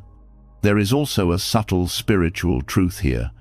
In Buddhist practice, the more you rest in awareness, the less you identify with the changing opinions of others. Praise and blame come and go. They are conditions. When you take them as identity, you suffer. When you see them as passing phenomena, you remain free. This doesn't make you insensitive. It makes you unhooked. And being unhooked allows you to act more ethically, because when you're not chasing approval, you stop doing good things for credit. You help without needing recognition. You apologize without needing to be seen as humble. You set boundaries without needing to be seen as strong. Action becomes clean when it is not bargaining for an identity. This is also where you begin to experience a different kind of respect from others. Not always. Some people will dislike your stability because it means they can't control you with guilt or praise. But many will feel safer around you because you are not needy for their validation. You are not trying to pull agreement from them. You are simply present. If you want to know whether you are rooted in awareness, look at how you handle being disliked. Not hated, just mildly disliked. Look at how you handle being left on red. Look at how you handle not being invited. In the old pattern, these things might have triggered a spiral. In the new pattern, you may still feel the sting, but you don't turn it into a story. You don't chase. You don't perform. You return to yourself. The final shift is this. You stop treating external approval as a mirror that tells you who you are. You become your own mirror through awareness. You see your intentions. You see your actions. You see where you were skillful and where you were not. You adjust without self-hatred. You learn without needing praise. This is inner authority, quiet, stable, and free. And once peace replaces persuasion, life starts to simplify in a surprising way. You stop wanting so much from every moment, every person, every outcome. The craving to be confirmed fades. The demand to be understood softens. You are not shrinking your life. You are reducing the inner pressure that made life feel heavy. From here, the path naturally turns toward an even simpler freedom, wanting less, not from life itself, but from your mind's endless demands. Because the more inner demands you drop, the more alignment becomes effortless, like breathing. When you stop persuading, something inside you stops straining. You no longer need the world to agree with you in order to breathe. And once that pressure drops, you start to notice something else that has been quietly exhausting you for years. Not people, not problems, but the endless wanting. The constant inner pull toward more. More clarity, more progress, more certainty, more recognition, more proof that life is going the right way. This is where the next kind of alignment begins, not through gaining, but through subtracting. There's a feeling that shows up when you finally get what you wanted, and it doesn't last. A promotion, a message, a compliment, a new plan, a new relationship, a new beginning. For a moment, the mind relaxes. Then it starts again. It looks for the next thing, not because you are ungrateful, but because craving doesn't want satisfaction. It wants motion. It wants the chase. It wants the promise that later will feel better than now. And as long as the mind keeps making that promise, the present moment keeps feeling like a waiting room. Wanting less from life doesn't mean wanting nothing. It means you stop demanding that life constantly reward you with a certain feeling. You stop expecting every day to prove your worth. You stop treating comfort as the only sign that you're on the right path. This is radical because it goes against how the mind has been trained. The mind was taught to measure life by outcomes and emotions. Buddhist wisdom points to a quieter measure, inner freedom. Craving is not always obvious. Sometimes it looks like ambition. Sometimes it looks like self-improvement. Sometimes it looks like, I just want to be the best version of myself. But if you look closely, craving has a flavor. It feels tight. It feels urgent. It feels like you can't fully settle until something changes. It turns your attention into a hungry hand, and that hungry hand touches everything you do.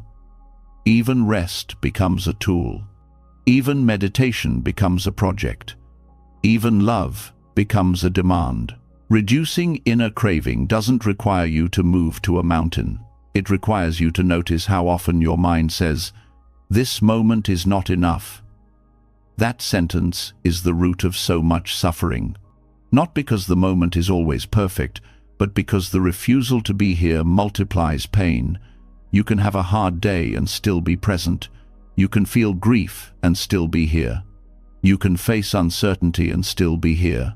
But when you add the belief that you shouldn't be here, you create a second layer of suffering that is optional.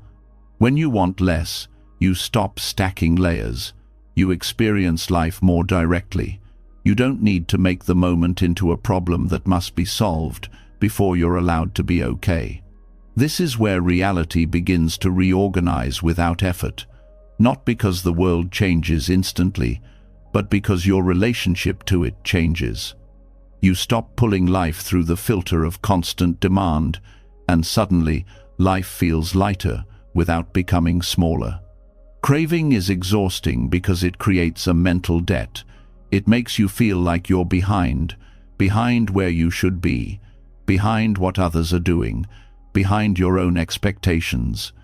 Wanting less dissolves this debt. You stop living as if you owe the world a certain version of yourself. You stop treating time like an enemy. You stop racing toward a finish line that keeps moving. This shift doesn't make you passive. It makes you precise. When you want less, you choose better. You stop saying yes to things that only feed restlessness. You stop collecting experiences just to feel alive. You stop filling silence just to avoid feeling empty. You begin to sense what is truly nourishing versus what is just stimulating. A big part of wanting less is wanting less from other people. Not in a cold way, but in a freeing way. You stop demanding that others complete you, understand you perfectly, respond the right way, heal fast, stay forever, prove their love daily.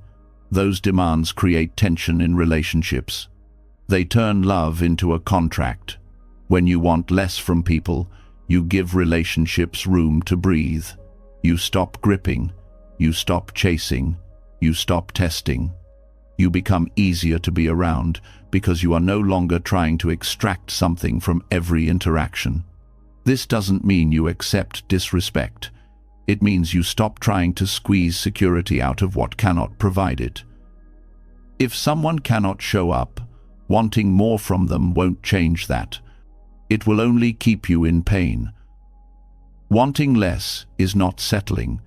It is seeing clearly and refusing to suffer unnecessarily. Wanting less also means wanting less certainty. This one is deep. The mind often says, "Once I know what will happen, then I can relax." But life doesn't work that way. Certainty is rare. Change is constant. When you demand certainty, you fight reality. When you loosen that demand, you regain your breath. You start living with flexibility instead of control. You make plans, but you don't worship them. You take steps, but you don't insist they must guarantee safety. In Buddhist terms, craving is tied to clinging. Clinging to pleasure, clinging to identity, clinging to outcomes, clinging to being right, clinging to being seen. When you reduce craving, clinging weakens. And when clinging weakens, fear weakens too. Because fear is often the shadow of attachment. You fear losing what you cling to. You fear not getting what you crave. You fear being without the thing you believe you need. Wanting less is like removing fuel from a fire. The fire doesn't have to be fought. It simply has less to burn. This is why simplicity feels like peace. Peace is not the absence of problems. It is the absence of unnecessary grasping. When you want less, your mind stops yanking you out of the present moment. It stops bargaining with life. It stops negotiating with every breath. The nervous system begins to settle because it is no longer being whipped forward by desire and backward by fear. Wanting less also cleans up decision-making. Many decisions feel heavy because they are loaded with craving. You want the perfect choice, the choice that guarantees happiness, the choice that avoids regret. But life doesn't offer that. There is no path without loss. When you want less, you stop demanding perfection from your choices. You choose based on values, timing, and reality. Then you let go. This is lighter. This is sane. This shift also changes how you handle discomfort. Craving often makes discomfort feel unacceptable. It says, "This shouldn't be happening." But the fight is gone. And when the fight is gone, you have more energy to respond wisely. A surprising thing happens when you reduce craving. You start noticing how much you already have, not as a forced gratitude exercise, but as a natural perception. The mind becomes less hungry, so it can finally taste what is present. A quiet morning, a stable breath, a simple meal, a conversation that is honest. These things were always there, but craving made them feel too small to matter. This is why reality reorganizes without effort.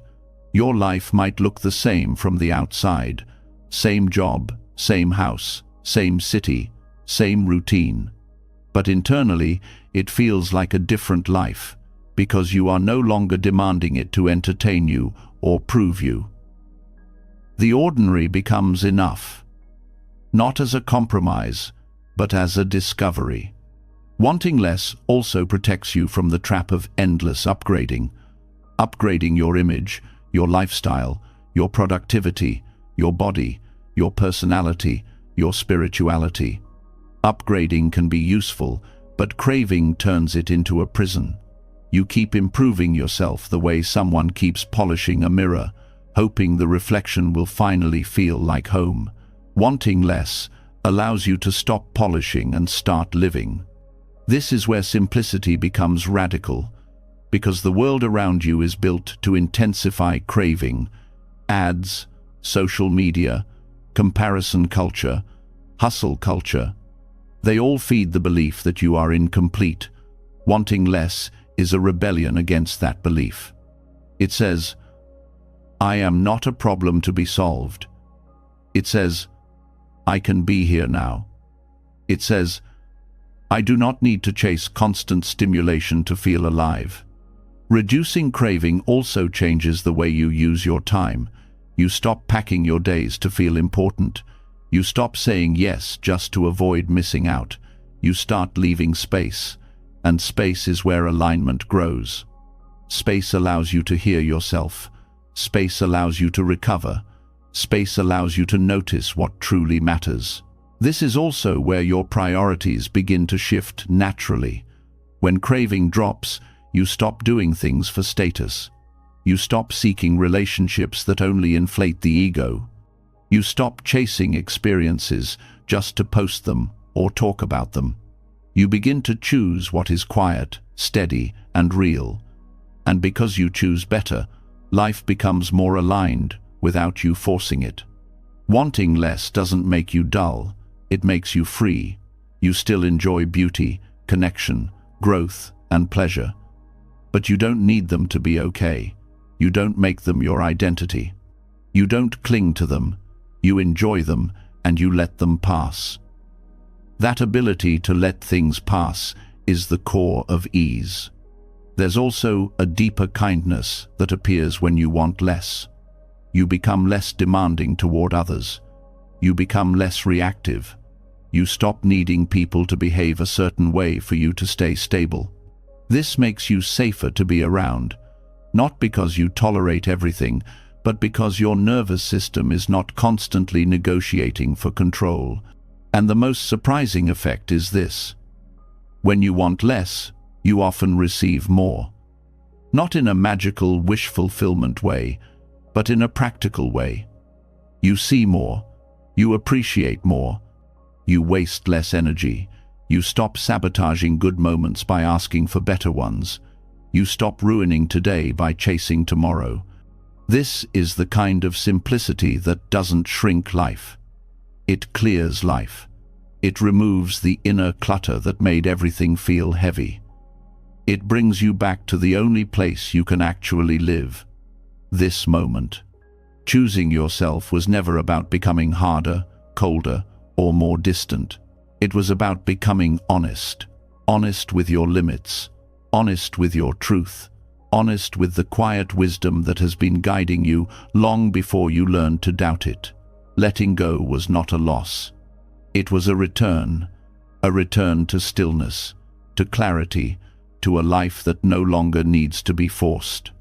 When you stop chasing approval, stop carrying familiar suffering, stop sacrificing yourself for harmony, and stop clinging to outcomes, something real happens. The inner noise fades.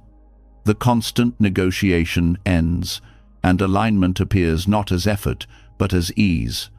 Life doesn't suddenly become perfect, but it becomes clear.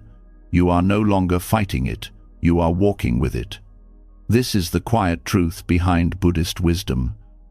Freedom doesn't come from controlling life. It comes from releasing what was never yours to hold, from trusting change, from listening to your inner knowing once and acting without apology. When you choose yourself in this way, life doesn't resist you anymore. It aligns. If something in this spoke to you, don't rush past it. Leave a comment and write, "I choose alignment." Let it be a small but real commitment to yourself. And if you want more reflections like this, calm, grounded, and honest, subscribe to the channel and stay with us. We're not here to escape life. We're here to live it clearly.